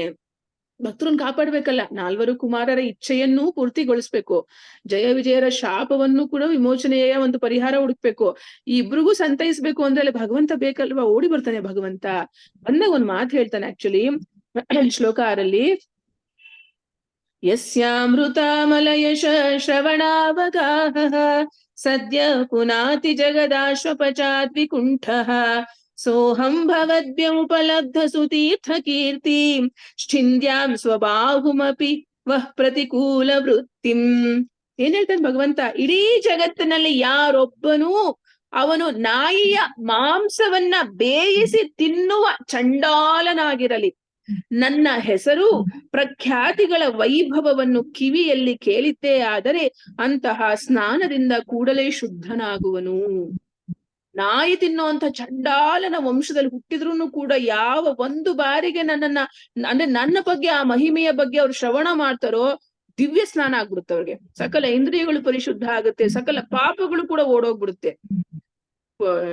ಶೃಣ್ವತಾನ್ ಸುಖತಾಂ ಪುಣ್ಯ ಶ್ರವಣ ಕೀರ್ತನ ಅಲ್ವಾ. ಕೃಷ್ಣನ ಕಥೆ ಏನಿದೆ ಕೇಳೋದೇ ಒಂದು ಮಂಗಳ, ಪುಣ್ಯ ಶ್ರವಣ ಮಾಡೋದೇ ಒಂದು ಪಾಪಗಳಿಗೆ ಪರಿಹಾರ. ನಾವು ಪಾಪಗಳ ಪರಿಹಾರ ಮಾಡೋದಕ್ಕೆ ಎಲ್ಲೆಲ್ಲೋ ಹೋಗ್ತಿವಿ, ಪಾಪಗಳ ಪರಿಹಾರ ಬೇಕಾ, ಇಮಿಡಿಯೇಟ್ ರಿಲೀಫ್ ಬೇಕಾ, ನಮ್ಗೆ ಕುತ್ಕೊಂಡು ಏನ್ ಮಾಡ್ಬೇಕು, ಶ್ರೀಮದ್ ಭಾಗವತಂ ಶ್ರವಣ ಮಾಡ್ಬೇಕು, ಪಠಣ ಮಾಡ್ಬೇಕು, ಮನನ ಮಾಡ್ಬೇಕು. ಆ ಸಮಯದಲ್ಲೇ ತಕ್ಷಣದಲ್ಲೇ ನಮಗೆ ಪರಿಹಾರ ಸಿಕ್ಬಿಡುತ್ತೆ, ವಿಶೇಷವಾಗಿ ಕಲಿಯುಗದಲ್ಲಿರುವಂತ ನಮ್ಮಂತವ್ರಿಗೆ. ಸೊ ಈಗ ಶ್ರೀಮನ್ನಾರಾಯಣ ಹೇಳ್ತಾ ಇರೋದು, ನನ್ನ ಬಗ್ಗೆ ಕೇಳಿದ ತಕ್ಷಣನೇ ಅವನು ಸ್ನಾನ ಮಾಡ್ತಾನೆ, ಪರಿಶುದ್ಧನಾಗ್ಬಿಡ್ತಾನೆ. ನೀವೀಗ ಅಂದ್ರೆ ಯಾರಿಗೆ 4 ಕುಮಾರರಿಗೆ ಹೇಳ್ತಾ ಇರೋಂಥದ್ದು, ನೀವೀಗ ಸಂದೇಹವಿಲ್ಲದೆ ನನ್ನ ಸಾಕ್ಷಾತ್ಕಾರವನ್ನು ಹೊಂದಿರುವಿರಿ, ನಿಮ್ಗೆ ಯಾವುದೇ ಡೌಟ್ ಬೇಡ, ನನ್ನ ಪೂರ್ಣ ಕೃಪೆಯನ್ನ ನೀವು ಪಡ್ಕೊಂಡಿದ್ದೀರಿ. ಯಾಕಂದ್ರೆ ಭಗವಂತ ನೋಡಕ್ಕೆ ಅಲ್ವಾ ದ್ವಾರದಲ್ಲಿ ನಿಂತಿರುವಂತದ್ದು, ವೈಕುಂಠ ದ್ವಾರದಲ್ಲಿ. ಹಾಗಾಗಿ ನಿಮ್ಗೆ ಏನ್ ಆಸೆ ಇತ್ತು ಎಲ್ಲವನ್ನೂ ಕೂಡ ನಾನು ಈಡೇರಿಸಿದ್ದೀನಿ, ಇದರಲ್ಲಿ ನಿಮ್ಗೆ ಡೌಟೇ ಇಲ್ಲ. ಹಾಗಿದ್ರೆ ಡೌಟ್ ಬಂತ, ಡೌಟ್ ಪರಿಹಾರ ಮಾಡಕ್ಕೆ ಏನು ಇಲ್ಲ, ನಾವ್ ಹೇಳ್ತೀವಲ್ವಾ ಏನಾದ್ರು ನಂಬಿಸ್ಬೇಕು ಅಂದ್ರೆ, ಇಲ್ಲ ನಾನ್ ನಂಬಿ ಅಪ್ಪ, ನನ್ನ ಆಣೆ, ಭಗವಂತನ ಆಣೆ, ಆ ಆಣೆ ಈ ಆಣೆ ಎಲ್ಲ ಇಡ್ತೀವಿ. ಅದೇ ಭಗವಂತ ಯಾರ ಮೇಲೆ ಆಣೆ ಇಡ್ಬೇಕು, ಏನ್ ಹೇಳ್ತಾ ಇದ್ದಾನೆ ನಾರಾಯಣ, ನನ್ನ ಬಾಹುವಿನ ಸೋಹಂ ಭವದ್ಯ ಉಪಲಬ್ಧ ಸುತೀರ್ಥ ಕೀರ್ತಿ ಛಿಂದ್ಯಾಂ ಸ್ವಬಾಹುಮಪಿ ವಾ ಪ್ರತಿಕೂಲ ವೃತ್ತಿಂ. ಸ್ವಬಾಹು ಅಂದ್ರೇನು, ನನ್ನ ಬಾಹುವಿನ ವರ್ತನೆ ನಿಮಗೆ ವಿರುದ್ಧವಾಗಿದೆ ಎಂದು ಕಂಡು ಬಂದರೆ, ನಿಮ್ಗೇನಾದ್ರು ಸಂದೇಹ ಆಯ್ತು, ನಾನು ನಿಮ್ನ ಪ್ರೊಟೆಕ್ಟ್ ಮಾಡ್ತಾ ಇಲ್ಲ, ರಕ್ಷಣೆ ಕೊಡ್ತಾ ಇಲ್ಲ ಅಂದ್ರೆ ನಾನು ಏನ್ ಮಾಡ್ತೀನಿ ಗೊತ್ತಾ, ಆ ನನ್ನ ಬಾಹುವನ್ನು ನಾನಾಗಿಯೇ ಕಡಿದು ಹಾಕಲು ಹಿಂದೆಗೆಯುವುದಿಲ್ಲ. ಕೃಷ್ಣ ಎಂಥ ಪ್ರೇಮ ನೋಡಿ ಭಕ್ತರಲ್ಲಿ ಭಗವಂತ. ಅಂದ್ರೆ ಭಕ್ತನ ರಕ್ಷಣೆಗಾಗಿ ತನ್ನ ಶರೀರದ ಒಂದು ಭಾಗವನ್ನು ಕತ್ತರಿಸಿಕೊಡುವಂತಹ ಅಗತ್ಯ ಬಿದ್ದರೆ ತಾನು ಅದಕ್ಕೆ ಸಿದ್ಧ ಎಂದು ಭಗವಂತ ಈ ಭಕ್ತನಿಗೆ ಆಶ್ವಾಸನೆ ಕೊಡ್ತಾ ಇದ್ದಾನೆ. ನೋಡಿದ್ರ, ಭಕ್ತನ ಪ್ರೊಟೆಕ್ಟ್ ಮಾಡೋದಕ್ಕೋಸ್ಕರ ನನ್ನ ಕೈಲಿ ಸಾಧ್ಯ ಆದಷ್ಟು ಮಾಡ್ತೀವಿ. ಆಕ್ಚುಲಿ ಕೃಷ್ಣ ಪ್ರಯತ್ನ ಮಾಡೋದೇ ಬೇಡ, ವಿಶೇಷವಾಗಿ ಏನು ಪ್ರಯತ್ನ ಮಾಡೋದು ಬೇಡ. ಕೃಷ್ಣನ ವೃಂದಾವನ ಲೀಲೆ ನೋಡೋದಾದ್ರೆ 7 ದಿನದ ಮಗು 1 ವಾರ ಆಗಿರುತ್ತೆ ಹುಟ್ಟಿ, ಕಪಟದ ಒಂದು ಮೋಸದ ರೀತಿ ಶರೀರವನ್ನ ಚೇಂಜ್ ಮಾಡ್ಕೊಂತ ಅತಿಯಾದಂತ ಒಂದು ಮೋಹಕ ಶರೀರವನ್ನ ಪಡ್ಕೊಂಡು ಪೂತನಿ ಬರ್ತಾಳೆ. ಭಗವಂತನನ್ನ ನಾನು ವಿಷ ಕುಡಿಸಿ ನಾನು ಸಾಯಿಸ್ಬಿಡ್ಬೇಕು ಕೃಷ್ಣನನ್ನ ಅಂತ. ಕೃಷ್ಣ ಏನ್ ಮಾಡ್ತಾನೆ, ವಿಶೇಷವಾಗಿರೋ ಪ್ರಯತ್ನ ಏನಾದ್ರು ಮಾಡ್ತಾನೆ ತಾನು ಪ್ರೊಟೆಕ್ಟ್ ಮಾಡ್ಕೊಳ್ಳೋದಿಕ್ಕೆ, ಅಥವಾ ವೃಂದಾವನ ವಾಸಿಗಳನ್ನ ಅವಳಿಂದ ಪ್ರೊಟೆಕ್ಟ್ ಮಾಡೋದಕ್ಕೋಸ್ಕರ ಅವಳ ಜೊತೆ ಯುದ್ಧ ಮಾಡೋದು, ಅಥವಾ ಅವನು ಸಡನ್ ಆಗಿ ಚತುರ್ಭುಜ ನಾರಾಯಣನಾಗಿ ಬೆಳೆದು ಬಿಡುವಂಥದ್ದು, ಏನಾದ್ರು ಆ ರೀತಿ ನಾವು ಅದ್ಭುತವಾಗಿರುವಂತಹ ವಿಶೇಷವಾಗಿರುವಂತ ಪ್ರಯತ್ನ ಭಗವಂತ ಮಾಡ್ದಂತ ಕೇಳಿದೀವ? ಇಲ್ಲ. ಹಸುಗೂಸು ಮಗು ಅಂದ್ರೆ ಏನು, ಹುಟ್ಟು 1 ವಾರದ ಮಗು ಅಂದ್ರೆ ಶಕ್ತಿನೇ ಇರಲ್ಲ ಅದಕ್ಕೆ, ಪ್ರತಿಯೊಂದನ್ನು ಕೂಡ ಅಮ್ಮನ ಮೇಲೆ ಡಿಪೆಂಡ್ ಆಗಿರುತ್ತೆ ಅಲ್ವಾ. ಅಂತಹ ಮಗುನ ಸ್ಥಿತಿನಲ್ಲಿರುವಂತ ಕೃಷ್ಣ ಏನ್ ಮಾಡ್ತಾನೆ, ಅದೇ ಮಗುವಿನ ರೂಪದಲ್ಲಿ ಪೂತನಿಯ ಹಾಲನ್ನ ಕುಡಿತಾ ತುಂಬಾ ಲೀಲಾಜಾಲವಾಗಿ ಅತಿ ಸುಲಭವಾಗಿ ಆ ಹಾಲನ್ನ ಕುಡಿತಾ ಮೃತ್ಯುವನ್ನೇ ಕುಡಿದು ಬಿಡ್ತಾನಲ್ಲ, ಮೃತ್ಯುವನ್ನೇ ತೆಗೆದ್ಬಿಡ್ತಾನೆ, ಪ್ರಾಣವನ್ನೇ ಕುಡಿದು ಬಿಡ್ತಾನೆ. ಇಮಿಡಿಯೇಟ್ ಆಗಿ ಅವಳು ಮೋಸದ ರೂಪ ಹೊರಗಡೆ ಬಂದು ಎಷ್ಟೋ ಕಿಲೋಮೀಟರ್ ಗಟ್ಲೆ ಶರೀರ ಬೆಳೆದು ದಪ್ ಅಂತ ಬಿದ್ದು ಬಿಡ್ತಾಳೆ ಪೂತನೆ ಅಲ್ವಾ. ಭಗವಂತ ರಕ್ಷಣೆ ಮಾಡೋದಕ್ಕೋಸ್ಕರ ವೃಂದಾವನ ವಾಸಿಗಳನ್ನ ಪೂತನೆಯಿಂದ ರಕ್ಷಣೆ ಮಾಡ್ಬೇಕು ಅಂತ ಹೇಳಿ, ಅಥವಾ ತನಗ್ ತಾನು ರಕ್ಷಣೆ ಮಾಡ್ಕೋಬೇಕು ಅಂತ ಹೇಳಿ ಏನಾದ್ರು ಅವನು ಕೂಡ ಪೂತನೆಯ ರೀತಿ ದೊಡ್ಡ ಶರೀರವನ್ನ, ವಾಮನ ಹೇಗೆ ಬೆಳಿತಾನೆ, 3 ಲೋಕವನ್ನ ಆಕ್ರಮಣ ಮಾಡೋ ರೀತಿ ತ್ರಿವಿಕ್ರಮನಾಗಿ ಬೆಳಿತಾನೆ, ಆತರ ಏನಾದ್ರು ಬನ್ನ ನರಸಿಂಹನ್ ರೀತಿ ಉಗ್ರ ಅವತಾರ ತಗೊಂಡ ಪರಮ ಶಾಂತಿಯಿಂದನೇ ಎಲ್ಲಾ ಲೀಲೆಯನ್ನು ಮಾಡ್ತಾನೆ. ಆಟಾಡ್ತಾ ಮಗು ಹೆಂಗಿರುತ್ತೋ ಹಂಗೇ ಅವನು ಸಂಹಾರ ಮಾಡ್ಬಿಡ್ತಾನೆ. ವಿಶೇಷ ಶ್ರಮ ಪಡ್ದಿರಾನೆ. ಆದ್ರೆ ಅಂಥ ಭಗವಂತ ಹೇಳ್ತಾನೆ, ನನ್ನನ್ನು ನಂಬಿ ಭಕ್ತರಿಗೆ ಆಶ್ವಾಸನೆ ಕೊಡ್ತಾ ಇದ್ದಾನೆ, ನನ್ನ ತೋಳನ್ನ ಕಟ್ ಮಾಡಿ ಅದ್ರ ಪರವಾಗಿಲ್ಲ, ನಿಮ್ಮನ್ನ ನಾನು ರಕ್ಷಣೆ ಮಾಡ್ತೀನಿ. ಅಂದ್ರೆ ಅರ್ಥ ಏನು? ಭಗವಂತನಿಗೆ ವಿಶೇಷವಾಗಿ ಬಹಳ ಆತ್ಮೀಯರು, ಬಹಳ ಅವನ ಸಂಬಂಧಿ ಎನ್ನಿಸ್ಕೊಳ್ಳುವಂಥವ್ರು ಕೇವಲ ಅವನ ಪರಿಶುದ್ಧ ಭಕ್ತರು. ಇವನ್ ಮುಂದುವರಿಸ್ತಾ ಒಂದ್ ಮಾತು ಹೇಳ್ತಾನೆ ನಾರಾಯಣ, ತುಂಬಾ ಚೆನ್ನಾಗಿದೆ, ಲಕ್ಷ್ಮಿಗೆ ಕಂಪೇರ್ ಮಾಡುವಂಥದ್ದು. ಯಾಕಂದ್ರೆ ಈ ಭೌತಿಕ ಪ್ರಪಂಚದಲ್ಲಿ ಎಲ್ಲರೂ ಕೂಡ ಲಕ್ಷ್ಮಿ ಬೇಕು ಅಂತ ನಾರಾಯಣನು ಕೂಡ ಆರಾಧನೆ ಮಾಡ್ದಿರನೆ ಲಕ್ಷ್ಮಿಯನ್ನ ಆರಾಧನೆ ಮಾಡುವಂಥವ್ರು, ಲಕ್ಷ್ಮಿಯ ಫಾಲೋವರ್ಸ್ ಸಾಕಷ್ಟು ಲಕ್ಷಾಂತರ ಕೋಟ್ಯಾಂತರ ಜನಗಳನ್ನ ನಾವು ನೋಡ್ತೀವಿ. ಅವ್ರಿಗೆ ನಾರಾಯಣ ಬೇಡ, ಆದ್ರೆ ನಾರಾಯಣನ ಪತ್ನಿಯಾಗಿರುವಂತ ಲಕ್ಷ್ಮಿ ಬೇಕು. ಅಂಥವ್ರಿಗೂ ನಮ್ಗೆ ಒಂದು ಸಂದೇಶ ಈ ಶ್ಲೋಕದ ಮೂಲಕ ನಾರಾಯಣ ಏನ್ ಹೇಳ್ತಾನೆ, ಯತ್ಸೇವಯ ಚರಣ ಪದ್ಮ ಪವಿತ್ರ ರೇಣುಂ ಸದ್ಯಕ್ಷತಾಖಿಲಮಲಂ ಪ್ರತಿಲಬ್ಧ ಶೀಲಂ ನ ಶ್ರೀರ್ವಿರಕ್ತಮಪಿ ಮಾಂ ವಿಜಹಾತಿ ಯಸ್ಯಾಹ ಪ್ರೇಕ್ಷಾಲವಾರ್ಥ ಇತರೆ ನಿಯಮಾನ್ ವಹಂತಿ. ಭಗವಂತ ಹೇಳ್ತಾನೆ, ನಾನು ಭಕ್ತರ ಸೇವೆ ಮಾಡಿದ್ದಕ್ಕೋಸ್ಕರನೇ ನನ್ನ ಪಾದ ಕಮಲಗಳು ಬಹಳ ಪವಿತ್ರವಾಗಿದೆ. ಕೃಷ್ಣನ ಪಾದ ಏನಿದೆ ಅಥವಾ ಕೃಷ್ಣನ ಶರೀರ ಸ್ವಯಂ ಪರಿಪೂರ್ಣ ಶಕ್ತಿಯಿಂದ ಕೂಡಿರುವಂಥದ್ದು, ಪರಿಪೂರ್ಣ ಪವಿತ್ರತೆಯಿಂದ ಕೂಡಿರುವಂಥದ್ದು, ಪೂರ್ಣ ಬ್ರಹ್ಮನವನು, ಪರಬ್ರಹ್ಮನವನು, ಪರಮ ಪವಿತ್ರನಾಗಿರುವಂಥವನು, ಪರಮ ಧಾಮ ಆಗಿರುವಂಥವನು ಕೃಷ್ಣ. ಅವನೇ ಹೇಳ್ತಾ ಇದ್ದಾನೆ, ನನಗೆ ಇಷ್ಟು ಪವಿತ್ರ ಬರಬೇಕು ಅಂದ್ರೆ ಕಾರಣ ಏನು ಗೊತ್ತಾ? ನನ್ನ ಭಕ್ತರಿಂದ. ಅದಕ್ಕೆ ನನ್ನ ಭಕ್ತರಿಂದಾನೇ ನನ್ನ ಪಾದಗಳಲ್ಲಿ ಇಷ್ಟು ಪವಿತ್ರತೆ ಇದೆ. ಇಷ್ಟು ಪವಿತ್ರತೆಯಿಂದನೇ ಎಲ್ಲರ ಪಾಪವನ್ನು ಕೂಡ ತೊಳೆದು ಹಾಕ್ತೀನಿ ನಾನು. ಈ ವಿಶೇಷವಾಗಿ ಈ ಶಕ್ತಿ ನನಗೆ ಯಾರಿಂದ ಬಂದಿದೆ? ನನ್ನ ಭಕ್ತರಿಂದ. ಆಕ್ಚುಲಿ ಅದು ನಿಜ ಅಲ್ಲ. ಭಕ್ತರ ಪಾಪ ಕಳೆಯೋದಿಕ್ಕೋಸ್ಕರ, ಭಕ್ತರನ್ನ ಪಾವನ ಮಾಡೋದಕ್ಕೋಸ್ಕರ ಭಗವಂತ ವಿಶೇಷವಾಗಿ ಕೃಪೆ ಕೊಡ್ತಾನೆ. ಅವನ ಕೃಪೆಯಿಂದ ಭಕ್ತರು ಪಾವನ ಆಗ್ತಾರೆ, ಪಾಪಿಗಳು ಕೂಡ ಪಾಪಗಳಿಂದ ಮುಕ್ತರಾಗ್ತಾರೆ. ಅಂಥ ಭಗವಂತ ಹೇಳ್ತಾನೆ, ನನ್ನ ಭಕ್ತರಿಂದ ನನಗೆ ವಿಶೇಷವಾಗಿರುವಂತ ಶಕ್ತಿ ಸಿಕ್ಕಿದೆ. ನನ್ನ ಪಾದ ಕಮಲದಲ್ಲಿ ಆ ಒಂದು ಪಾವಿತ್ರತೆ ಅಥವಾ ಪವಿತ್ರವಾಗಿರುವಂತ ಶಕ್ತಿ ಸಿಕ್ಕಿದೆ ಅಂತ. ಅದಕ್ಕೋಸ್ಕರನೇ ಭಾಗ್ಯಲಕ್ಷ್ಮಿಯಾಗಿರುವಂತ ಲಕ್ಷ್ಮಿ ನನನ್ ಬಿಟ್ಟು ಹೋಗಲ್ಲ. ನೋಡಿ ಭಗವಂತ ಏನ್ ಹೇಳ್ತಾನೆ, ಬ್ಯೂಟಿ ಆಫ್ ದಿ ಶ್ಲೋಕ, ಸೌಂದರ್ಯದಿಂದ ಕೂಡಿರುವಂತದ್ದು. ಆಕ್ಚುಲಿ ಬಹಳ ಸುಂದರವಾಗಿದೆ ಈ ಶ್ಲೋಕ. ಭಾಗ್ಯಲಕ್ಷ್ಮಿ ನನ್ನನ್ನು ಯಾಕೆ ಬಿಟ್ಟು ಹೋಗ್ತಾ ಇಲ್ಲ ಗೊತ್ತಾ? ಅವನು ಹೇಳ್ತಾ ಇಲ್ಲ, ನಾನ್ ನಾರಾಯಣ ಯಜಮಾನ, ನನ್ನಲ್ಲಿ ಎಲ್ಲವೂ ಇದೆ, ಸರ್ವವೂ ಇದೆ, ಅದಕ್ಕೆ ಲಕ್ಷ್ಮಿ ನನ್ನ ಹತ್ರ ಇದ್ದಾಳೆ ಅಂತ ಹೇಳ್ತಾ ಇಲ್ಲ ಭಗವಂತ. ನಾನು ಭಕ್ತರ ಕೃಪೆಯಿಂದ ನಾನು ಪವಿತ್ರನಾಗಿದ್ದೀನಲ್ವಾ, ಇದರಿಂದ ಲಕ್ಷ್ಮಿ ನನ್ನನ್ನು ಬಿಟ್ಟು ಹೋಗ್ತಾ ಇಲ್ಲ. ಹಾಗಾಗಿ ಲಕ್ಷ್ಮಿಯನ್ನು ಕೂಡ ನಾನು ಸಂಪಾದನೆ ಮಾಡಿದ್ದೀನಿ. ಯಾರಿಂದ? ಭಕ್ತರಿಂದ. ನನಗೆ ಭಾಗ್ಯಲಕ್ಷ್ಮಿಯೊಂದಿಗೆ ಯಾವ ಅನುರಕ್ತಿಯೂ ಇಲ್ಲದಿದ್ದರೂ ಅವಳು ನನ್ನನ್ನು ತೊರೆಯದೆ ಇರುವಂತಹ ವ್ಯವಸ್ಥೆಯನ್ನು ಸಾಧಿಸಿದ್ದೇನೆ.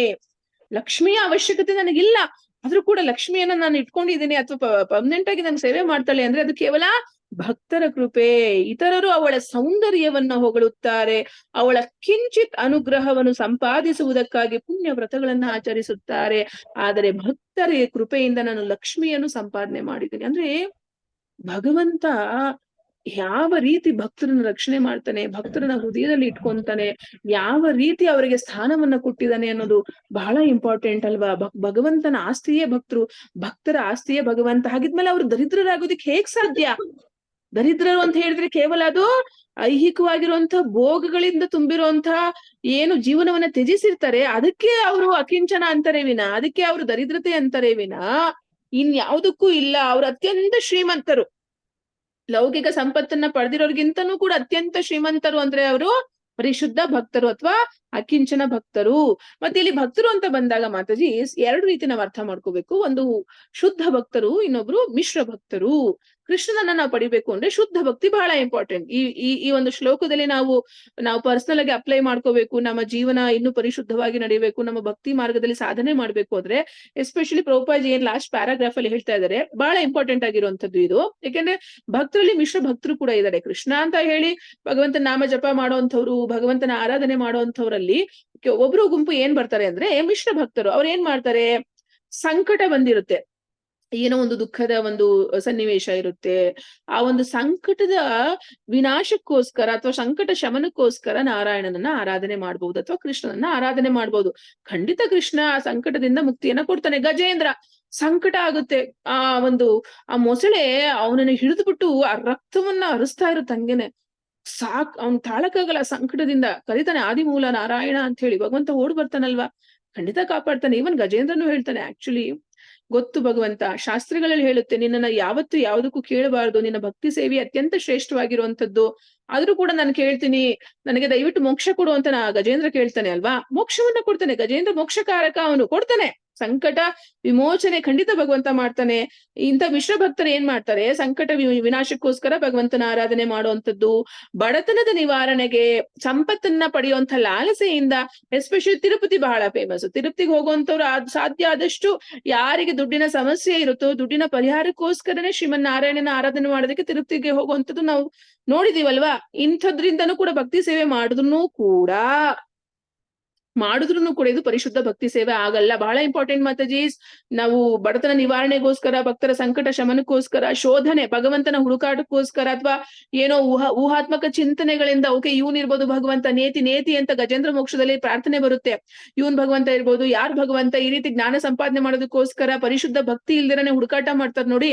ಈ ರೀತಿ 4 ರೀತಿಯಾದಂತಹ ವರ್ಗಗಳೇನಿದ್ದಾರೆ ಭಗವಂತನ ಆಶ್ರಯ ಪಡಿತಾರೆ. ಆದ್ರೆ ಇವರಿಗಿಂತನೂ ಕೂಡ ಈ ಮಿಶ್ರ ಭಕ್ತರಿಗಿಂತನೂ ಕೂಡ ಒಬ್ಬ ಭಕ್ತ ಶ್ರೇಷ್ಠ ಇರ್ತಾನೆ. ಅವ್ರು ಯಾರು ಅಂದ್ರೆ ಶುದ್ಧ ಭಕ್ತರು ಮತ್ತು ಭಗವಂತ ಇವರಿಬ್ಬರು ಅಲೌಕಿಕ ಸಂಬಂಧದಲ್ಲಿ ಸೇರಿಕೊಂಡವರು. ಏನ್ ಸಂಬಂಧ? ಕೃಷ್ಣನಿಗೂ ಕೃಷ್ಣನ್ ಭಕ್ತರಿಗೂ ಏನ್ ಸಂಬಂಧ?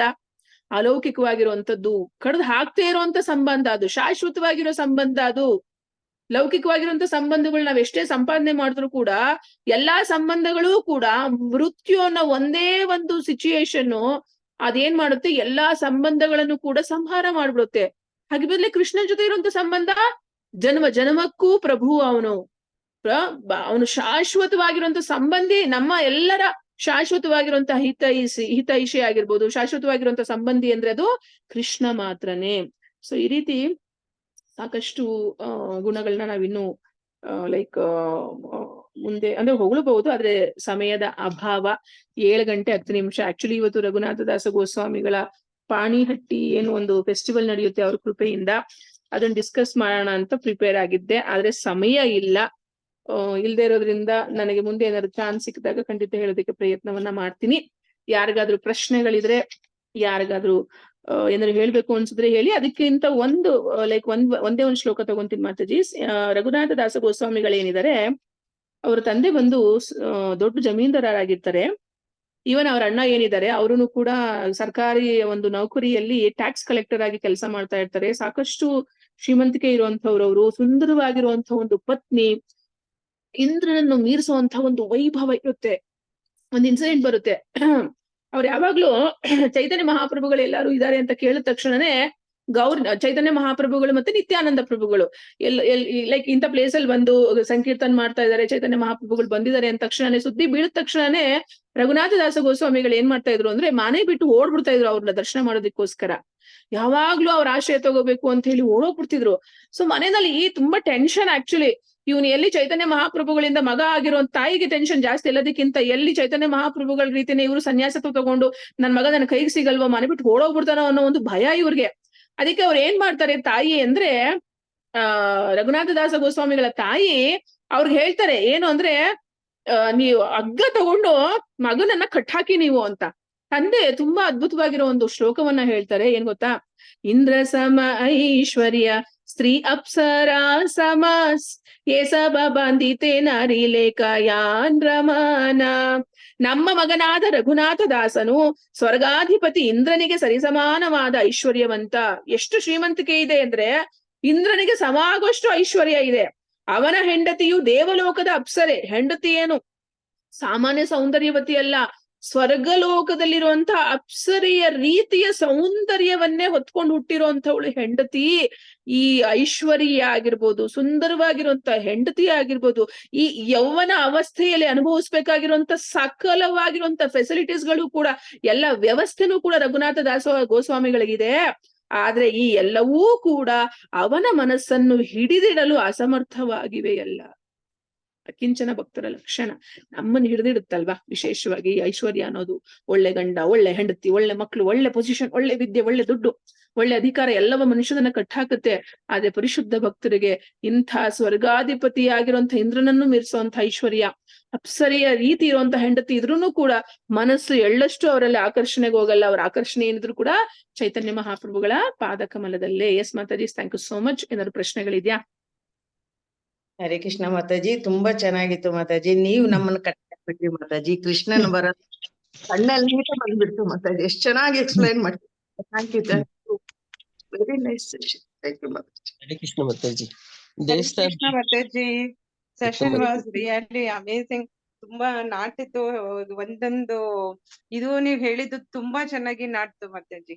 ಅಂಡ್ ಇನ್ನೊಂದು ಹೇಳ್ಬೇಕಂದ್ರೆ ಮಾತಾಜಿ, ಈಗ ಮಿಶ್ರ ಭಕ್ತರು ಅಂತ ಹೇಳಿದ್ರಿ.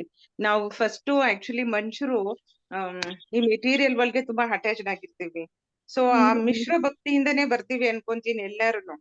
ಹೌದು ಹೌದು ಮಿಶ್ರ ಹೌದು. ಭಕ್ತಿಯಿಂದ ಬಂದು ಕೊನೆಗೆ ಈ ಶ್ರವಣ ಕೀರ್ತನ ಎಲ್ಲದನ್ನ ಮಾಡಿ ಆ ಮಿಶ್ರ ಭಕ್ತಿಯಿಂದ ಒಂದ್ ಹಂತ ಮೇಲೆ ಏರ್ತೀವಿ ಅನ್ಕೊಂತೀನಿ ಅಲ್ವಾ ಮಾತಾಜಿ? ಎಸ್ ಮಾತಾಜಿ, ಒಂದ್ ಹಂತ ಅಲ್ಲ. ನಾವು ಒಂದು ಬಾರಿ ಏನ್ ಹೇಳ್ತಾರೆ ಗೊತ್ತಾ, ಕೃಷ್ಣನನ್ನ 10ನೇ ಗ್ರಹ ಅಂತಾರೆ. ಅಂದ್ರೆ ಏನು, 9 ಗ್ರಹಗಳು ನಮ್ ಜಾತಕದ ಪ್ರಕಾರ ಬರುತ್ತೆ ಹೋಗುತ್ತೆ. ಸ್ವಲ್ಪ ಜಾಸ್ತಿ ವರ್ಷಗಳ ಕಾಲ ಇರುವಂತದ್ದು ಶನಿದೇವ. 7, 7.5 ಅಂತ ಬಂದು ಕೂಡ ಅವರು ಕೂಡ ಅವರ ಅವಧಿ ಮುಗಿದ ತಕ್ಷಣ ಹೋಗ್ತಾ ಇರ್ತಾರೆ. ಆದ್ರೆ ಒಬ್ಬ ಭಕ್ತ ಒಂದು ಬಾರಿ ಕೃಷ್ಣನಿಗೆ ಶರಣಾದ ಅಂದ್ರೆ 10ನೇ ಗ್ರಹ ಆಗಿರೋ ಕೃಷ್ಣ ಭಕ್ತನ ಹಿಡಿದ ಹಾಗೆ ಅವನು ಯಾವತ್ತು ಬಿಟ್ಟು ಹೋಗದೆ ಇರೋ ಗ್ರಹ ಅದು. ಸಕಲ ಗ್ರಹಗಳ ಅಧಿದೇವತೆ ಆಗಿರುವಂತ ಸಕಲ ಗ್ರಹ ಬಲ ನೀನೆ ಸರಸಿ ಜಾಕ್ಷ ಅಲ್ವಾ. ದಾಸರು ಹೇಳ್ತಾರಲ್ವಾ, ಎಲ್ಲಾ ಗ್ರಹಗಳಿಗಿಂತನೂ ಶ್ರೇಷ್ಠ ಗ್ರಹದ ಆ ದಿವ್ಯ ದೃಷ್ಟಿ ನಮ್ಮ ಮೇಲ್ ಬೀಳ್ತು ಅಂದ್ರೆ ಕೃಷ್ಣ ಯಾವತ್ತೂ ಕೂಡ ಬಿಡಲ್ಲ. ಮತ್ತೆ ಇವನ್ ಕೃಷ್ಣ ಒಂದ್ ಮಾತು ಹೇಳ್ತಾನೆ ಮಾತಾಜಿ. ಏನ್ ಹೇಳ್ತಾನೆ ಗೊತ್ತಾ, ಇದಕ್ಕೆ ವಿಶೇಷವಾಗಿ ರಿಲೇಟ್ ಮಾಡೋದಾದ್ರೆ, ನನ್ನ ಭಕ್ತ ಐಹಿಕವಾಗಿರುವಂತ ಆಸೆಗಳನ್ನ ಒತ್ಕೊಂಡು ಕೃಷ್ಣ ನನಗೆ ಇದನ್ ಕೊಡು ಅದನ್ ಕೊಡು ಅಂತ ಹೇಳಿ ಬರ್ತಾನೆ ನನ್ ಭಕ್ತ. ನಾನು ಶುರುದಲ್ಲಿ ತಥಾಸ್ತು ಅಂತ ಹೇಳ್ತೀನಿ. ಆದ್ರೆ ನೆಕ್ಸ್ಟ್ ಕೃಷ್ಣ ಏನ್ ಹೇಳ್ತಾನೆ, ಅವನ್ ಭಕ್ತಿ ಮಾಡ್ತಾ ಮಾಡ್ತಾ ಅವನ ಹೃದಯದಲ್ಲಿ ಏನು ಕಲ್ಮಶಗಳು ಕೂತ್ಕೊಂಡಿದೆ ಭೋಗದ ವೃತ್ತಿಯಿಂದ, ನನಗೆ ಅದು ಬೇಕು ಇದು ಬೇಕು ಅಂತ ನನ್ನ ಹತ್ರ ಬೇಡ್ತಾನೆ. ಆ ಆಸೆಗಳನ್ನೇ ನಾನು ತೆಗೆದು ನನ್ನ ದಿವ್ಯವಾಗಿರುವಂತಹ ಶ್ರೀ ಪಾದ ಕಮಲದ ಕೃಪೆಯನ್ನ ಅವನಿಗೆ ಕೊಡ್ತೀನಿ. ಕೃಷ್ಣನೇ ತೆಗಿತಾನೆ ಮಾತಾಜಿ, ಕೃಷ್ಣನೇ ತೆಗೆಯುವಂಥದ್ದು. ಅದಕ್ಕೆ ನಾವೇನ್ ಮಾಡ್ಬೇಕು, ಸತ್ಸಂಗದಲ್ಲಿ ಇರಬೇಕು. ಯಾವಾಗೂ ಸತ್ಸಂಗದಲ್ಲಿದ್ದು ನಾವು ಪರಿಶುದ್ಧ ಭಕ್ತಿಯನ್ನ ಪಡೆಯೋದಕ್ಕೋಸ್ಕರ ನಾವು ಸಾಧನೆಯನ್ನ ಮಾಡ್ಬೇಕು. ನಮ್ಮ ಗುರಿ ಇದೇ ಆಗಿರ್ಬೇಕು, ಕೃಷ್ಣನ ಪ್ರೇಮ ಭಕ್ತಿ, ಕೃಷ್ಣನ ಪರಿಶುದ್ಧ ಭಕ್ತಿಯನ್ನ ಪಡೆಯೋದೇ ನಾವು ಗುರಿಯಾಗಿ ಇಟ್ಕೊಂಡು ಸತ್ಸಂಗದಲ್ಲಿರ್ಬೇಕು. ನಮ್ಮ ಹೃದಯದಲ್ಲಿ ಇದ್ರೂನು ಮಾತಾಜಿ ನೀವ್ ಹೇಳ್ದಾಗೆ ಖಂಡಿತ ಹಂತ ಹಂತವಾಗಿ ನಮ್ಮ ಅನರ್ಥಗಳು ಏನಿದೆ ಎಲ್ಲವೂ ಕೂಡ ಕೃಷ್ಣ ಏನ್ ಮಾಡ್ತಾನೆ, ನಿರ್ಮೂಲ ಮಾಡ್ತಾನೆ ಖಂಡಿತ. ಶ್ರವಣ ಕೀರ್ತನ ಸ್ಮರಣ ವಂದನ ಪಾದ ಸೇವನ ದಾಸ್ಯರೇ ಪೂಜನ ಸಖಿ ಜನ ಆತ್ಮ ನಿವೇದನ ಗೋವಿಂದ ದಾಸಾಭಿಲಾಷರೇ ಭಜಹುರೇ ಮನ ಶ್ರೀನಂದ ನಂದನ ಅಭಯ ಚರಣರವಿಂದರೇ. ಅಭಯವನ್ನ ಕೊಡುವಂಥ, ಭಯವನ್ನ ಹೋಗಿಸುವಂಥ ಆ ಶ್ರೀ ನಂದ ಮಹಾರಾಜನ ಮಗನಾಗಿರುವಂಥ ನಂದನನ್ನ ನಾವ್ ಯಾವಾಗ ಆರಾಧನೆಯನ್ನ ಮಾಡ್ತೀವಿ, ಯಾವ್ದ್ರ ಮೂಲಕ, ಶ್ರವಣ ಕೀರ್ತನ ಸ್ಮರಣ ವಂದನ ಪಾದ ಸೇವನ ದಾಸ್ಯದ ಭಕ್ತಿ ಪೂಜನ ಸಖಿಜನ ಆತ್ಮ ನಿವೇದನ ನವವಿಧವಾಗಿರುವಂತ ಭಕ್ತಿ ಸೇವೆಯನ್ನು ಮಾಡಿದ್ರು ಭಗವಂತ ನಮ್ಗೆ ಕೃಪೆ ಕೊಡ್ತಾನೆ. ಅಥವಾ ನವವಿಧವಾಗಿರೋ ಭಕ್ತಿ ಸೇವೆ ಮಾಡಿಲ್ಲ, ಒಂದು ಭಕ್ತಿ ಸೇವೆ ಮಾಡ್ತೀನಿ ಅಂದ್ರೂ ಕೂಡ ಪರಿಪೂರ್ಣ ಲಾಭ ಖಂಡಿತ ಸಿಗುತ್ತೆ.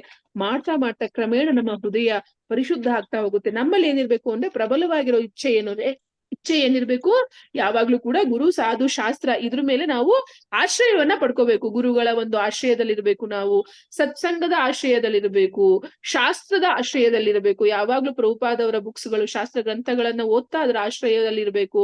ಇದೆಲ್ಲವನ್ನು ನಾವು ಮಾಡ್ತಾ ಮಾತಾಜಿ ಖಂಡಿತ ನಮ್ಮ ಗುರಿಯಾಗಿರುವಂತ ಭಗವಂತನ ಧಾಮ, ಬ್ಯಾಕ್ ಟು ಗಾಡ್ ಹೆಡ್ ಅಥವಾ ಕೃಷ್ಣನ ಪರಿಶುದ್ಧ ಭಕ್ತಿ ಸೇವೆ ಅಥವಾ ಕೃಷ್ಣನ ಪ್ರೇಮ ಭಕ್ತಿ ಸೇವೆ ಎಲ್ಲವೂ ಕೂಡ ಸಾಧ್ಯ ಇದೆ ಕೇವಲ ಚೈತನ್ಯ ಮಹಾಪ್ರಭುಗಳ ನಿತ್ಯಾನಂದ ಪ್ರಭುಗಳ ಗುರುಗಳ ಕೃಪೆಯಿಂದ.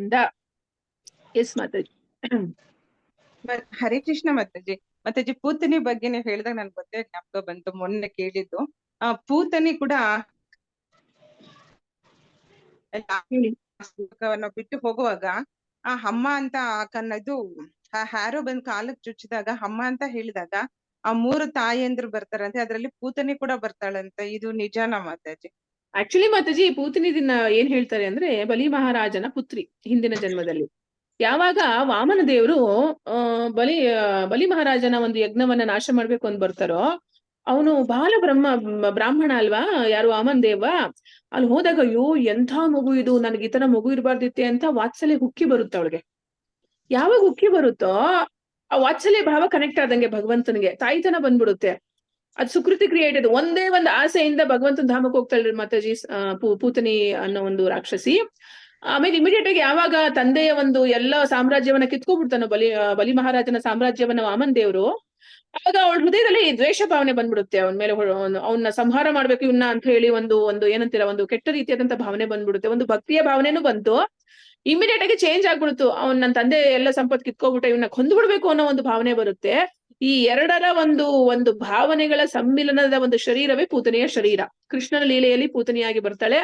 ಪೂತನಿಯಾಗಿ ಬಂದಾಗ ಅವಳೇನು ವಾತ್ಸಲ್ಯದಿಂದ ನನ್ನ ಮಗ ಆಗ್ಬಾರ್ದಿತ್ತ ಅಂದಾಗ ಆ ಒಂದು ಸ್ತನದ ಹಾಲನ್ನ ಕುಡಿಸ್ಬೇಕಾದ್ರೆ ತಾಯಿಯ ಸ್ಥಾನ ಭಗವಂತ ಕೊಡ್ತಾನೆ. ಇನ್ಫ್ಯಾಕ್ಟ್ ಶಾಸ್ತ್ರಗಳಲ್ಲಿ ಏನ್ ಬರೆಯುತ್ತೆ ಗೊತ್ತಾ, ಪೂತನಿ ಕೃಷ್ಣನಿಗೆ ವಿಷ ಹಾಕಿ ಸಾಯಿಸ್ಬೇಕು ಅಂತ ಬಂದಾಗ ಕೃಷ್ಣ ವಿಶೇಷವಾಗಿ ಕೃಪೆ ಕೊಟ್ಟು ಅವಳ ಹಾಲನ್ನ ಹೀರ್ದಾಗ, ಅವನ ಹಾಲನ್ನ ಹೀರ್ದ ಅವಳು ವಿಷ ಕುಡ್ಸಕ್ ಬಂದ್ರು ಕೂಡ ಅದು ತಾಯಿ ಸ್ಥಾನ ಅಲ್ವಾ, ಅವಳ ಎದೆಯಿಂದ ಅವನ ಹಾಲು ಕುಡಿದಕ್ಕೋಸ್ಕರ ಅವಳು ಶರೀರ ಯಾವಾಗ ಡೆತ್ ಆಗುತ್ತೆ, ಇಮ್ಮಿಡಿಯೇಟ್ ಆಗಿ ಭಗವಂತ ಅವನಿಗೆ ಏನ್ ಮಾಡ್ತಾನೆ, ಮುಕ್ತಿಯನ್ನ ಕೊಡ್ತಾನೆ. ಯಾರು ಪೂತನಿಗೆ. ಇವನ್ ಪೂತನಿ ಶರೀರನ ಮಾತಾಡಿ ಸತ್ತಾದ್ಮೇಲೆ ಸೌದೆಗಳು ಹಾಕಿ ಸುಡ್ತಾರೆ. ಆವಾಗ ಅವಳು ವಿಶೇಷವಾಗಿ ರಾಕ್ಷಸಿ ಆಗಿದ್ರು ಕೂಡ ಫುಲ್ ಇಡೀ ವೃಂದಾವನ ಅವಳ ಶರೀರದ ಸುವಾಸನೆಯಿಂದ ತುಂಬೋಗ್ಬಿಡುತ್ತೆ ಆಶ್ಚರ್ಯಚಕಿತವಾಗಿ. ಯಾಕಂದ್ರೆ ಕೃಷ್ಣ ತನ್ನ ದಿವ್ಯವಾಗಿರುವಂತ ಮುಖಾರವಿಂದವನ್ನ ಸ್ಪರ್ಶ ಮಾಡ್ತಾನಲ್ವಾ ಪೂತನಿಯ ಒಂದು ಶರೀರಕ್ಕೆ, ಇಮ್ಮಿಡಿಯೇಟ್ ಆಗಿ ಚೇಂಜ್ ಆಗ್ಬಿಡುತ್ತೆ. ಸಕಲ ಪಾಪಗಳು ನಷ್ಟ ಆಗುತ್ತೆ. ತಾಯಿಯ ಸ್ಥಾನವನ್ನ ಗೋಲೋಕ ವೃಂದಾವನದಲ್ಲಿ ಭಗವಂತ ಕೊಡ್ತಾನೆ. ಏನ್ ಯಶೋಧಾಮಯ್ಯ ಸ್ಥಾನ ತಾಯಿ ಸ್ಥಾನ ಇದೆ, ಅದೇ ರೀತಿಯಾದಂತಹ ಒಂದು ತಾಯಿಯ ಸ್ಥಾನವನ್ನ ಗೋಲೋಕ ವೃಂದಾವನದಲ್ಲಿ ವಾತ್ಸಲ್ಯ ರೀತಿಯಾದಂತ ಸಂಬಂಧದಲ್ಲಿ ಮೋಕ್ಷವನ್ನ ಭಗವಂತ ಕೊಡ್ತಾನೆ. ಇದು ಮಾತಾಜಿ ಪೂತನಿಯ ಒಂದು ಲೀಲೆಯಲ್ಲಿ ನಾವು ಅರ್ಥ ಮಾಡ್ಕೋಬೇಕಾಗಿರೋದು. ಥ್ಯಾಂಕ್ ಯು ಮಾತಾಜಿ. Thank you Mataji. Hare Krishna. Thank you so much. So ಏನಾದ್ರು ಪ್ರಶ್ನೆಗಳಿಲ್ಲ ಅಂದ್ರೆ ನಾವ್ ಇಲ್ಲಿಗೆ ನಿಲ್ಸೋಣ. ವಾಂಛಾ ಕಲ್ಪತರುಭ್ಯಶ್ಚ ಕೃಪಾ ಸಿಂಧುಭ್ಯ ಏವ ಚ ಪತಿತಾನಾಂ ಪಾವನೇಭ್ಯೋ ವೈಷ್ಣವೇಭ್ಯೋ ನಮೋ ನಮಃ. ಅನಂತ ಕೋಟಿ ವೈಷ್ಣವ ವೃಂದ ಕಿ ಜೈ. ಸಮವೇದ ಭಕ್ತ ವೃಂದ ಕಿ ಜೈ. ಜಗದ್ಗುರು ಶ್ರೀಲ ಪ್ರಭುಪಾದ ಕಿ ಜೈ. ಪತಿತ ಪಾವನ ಶ್ರೀಲ ಗುರುದೇವ್ ಕಿ ಜೈ. ಗ್ರಂಥರಾಜ ಶ್ರೀಮದ್ ಭಾಗವತಂ ಕಿ ಜೈ. ನಿತಾಯ ಗೌರ್ ಪ್ರೇಮಾನಂದೇ ಹರಿ ಹರಿ ಬೋಲ್. ಹರೇ ಕೃಷ್ಣ ಮಾತಾಜಿ ಎಲ್ಲರಿಗೂ. ಹರೇ ಕೃಷ್ಣ. ಪ್ರಣಾಮ ಮಾತಾಜಿ. ಹರೇ ಕೃಷ್ಣ ಮಾತಾಜಿ. ಹರೇ ಕೃಷ್ಣ. ಹರೇ ಕೃಷ್ಣ ಮಾತಾಜಿ. ಹರೇ ಕೃಷ್ಣ ಮಾತಾಜಿ. ಒಂದು ರಿಕ್ವೆಸ್ಟ್, ನಿಮ್ಗೆ ಟೈಮ್ ಏನಾದ್ರು ಪಾಸಿಬಲ್ ಆದ್ರೆ ವೀಕ್ಲಿ ಒನ್ಸ್ ನಮ್ಗೆ ಕೀರ್ತನ್ಸ್ ಹೇಳ್ಕೊಡೋ ಭಾಗ್ಯ ಕೊಡಿ ಮಾತಾಜಿ. ಎಸ್ ಮಾತಾಜಿ. ಮಾತಾಜಿ ಲೈಕ್ ಯಾವ ರೀತಿ ಗೈಡ್ ಮಾಡ್ತಾರೋ ರೆಡಿ ಮಾತಾಜಿ. ಎಸ್ ನೋಡೋಣ. ನಿಮ್ಗೆ ಟೈಮ್ ಸಿಕ್ಕಿದಾಗ ನೀವು ಹೇಳಿದ್ರೆ ವಿಲ್ ಬಿ ರೆಡಿ ಮಾತಾಜಿ. ಅದು ಗ್ರೂಪ್ ಕ್ರಿಯೇಟ್ ಆಗಿದೆ. ನೀವು ವಾರದಲ್ಲಿ ಒಂದಿನ ಯಾವಾಗ ಫ್ರೀ ಇರುತ್ತೆ ಒಂದ್ ಮೆಸೇಜ್ ಇಡಿ, ನಾವು ರೆಡಿ ಇರ್ತೀವಿ ಮಾತಾಜಿ. ಕೀರ್ತನೆಗಳಿಗೆ ಎಲ್ರೂ ಆಸೆ ಪಡ್ತೀವಿ ಮಾತಾಜಿ. ಹರಿ ಬೋಲ್. ಜೈ. ಹರೇ ಕೃಷ್ಣ ಮಾತಾಜಿ. ನೀವು ಎಲ್ಲಿರ್ತೀರಾ ಮಾತಾಜಿ? ನಾನು ಪದ್ಮನಾಭ ನಗರ, ಬ್ಯಾಂಗ್ಳೂರ್ ಪದ್ಮನಾಭ ನಗರ ಮಾತಾಜಿ ಇರೋಂಥದ್ದು. ಎಸ್ ಮಾತಾಜಿ. Thank you so much. Hare ಪ್ರಣಾಮ ಮಾತಾಜಿ. ಧನ್ಯವಾದ. ಹರೇ ಕೃಷ್ಣ ಮಾತಾಜಿ. ಹರೇ ಕೃಷ್ಣ.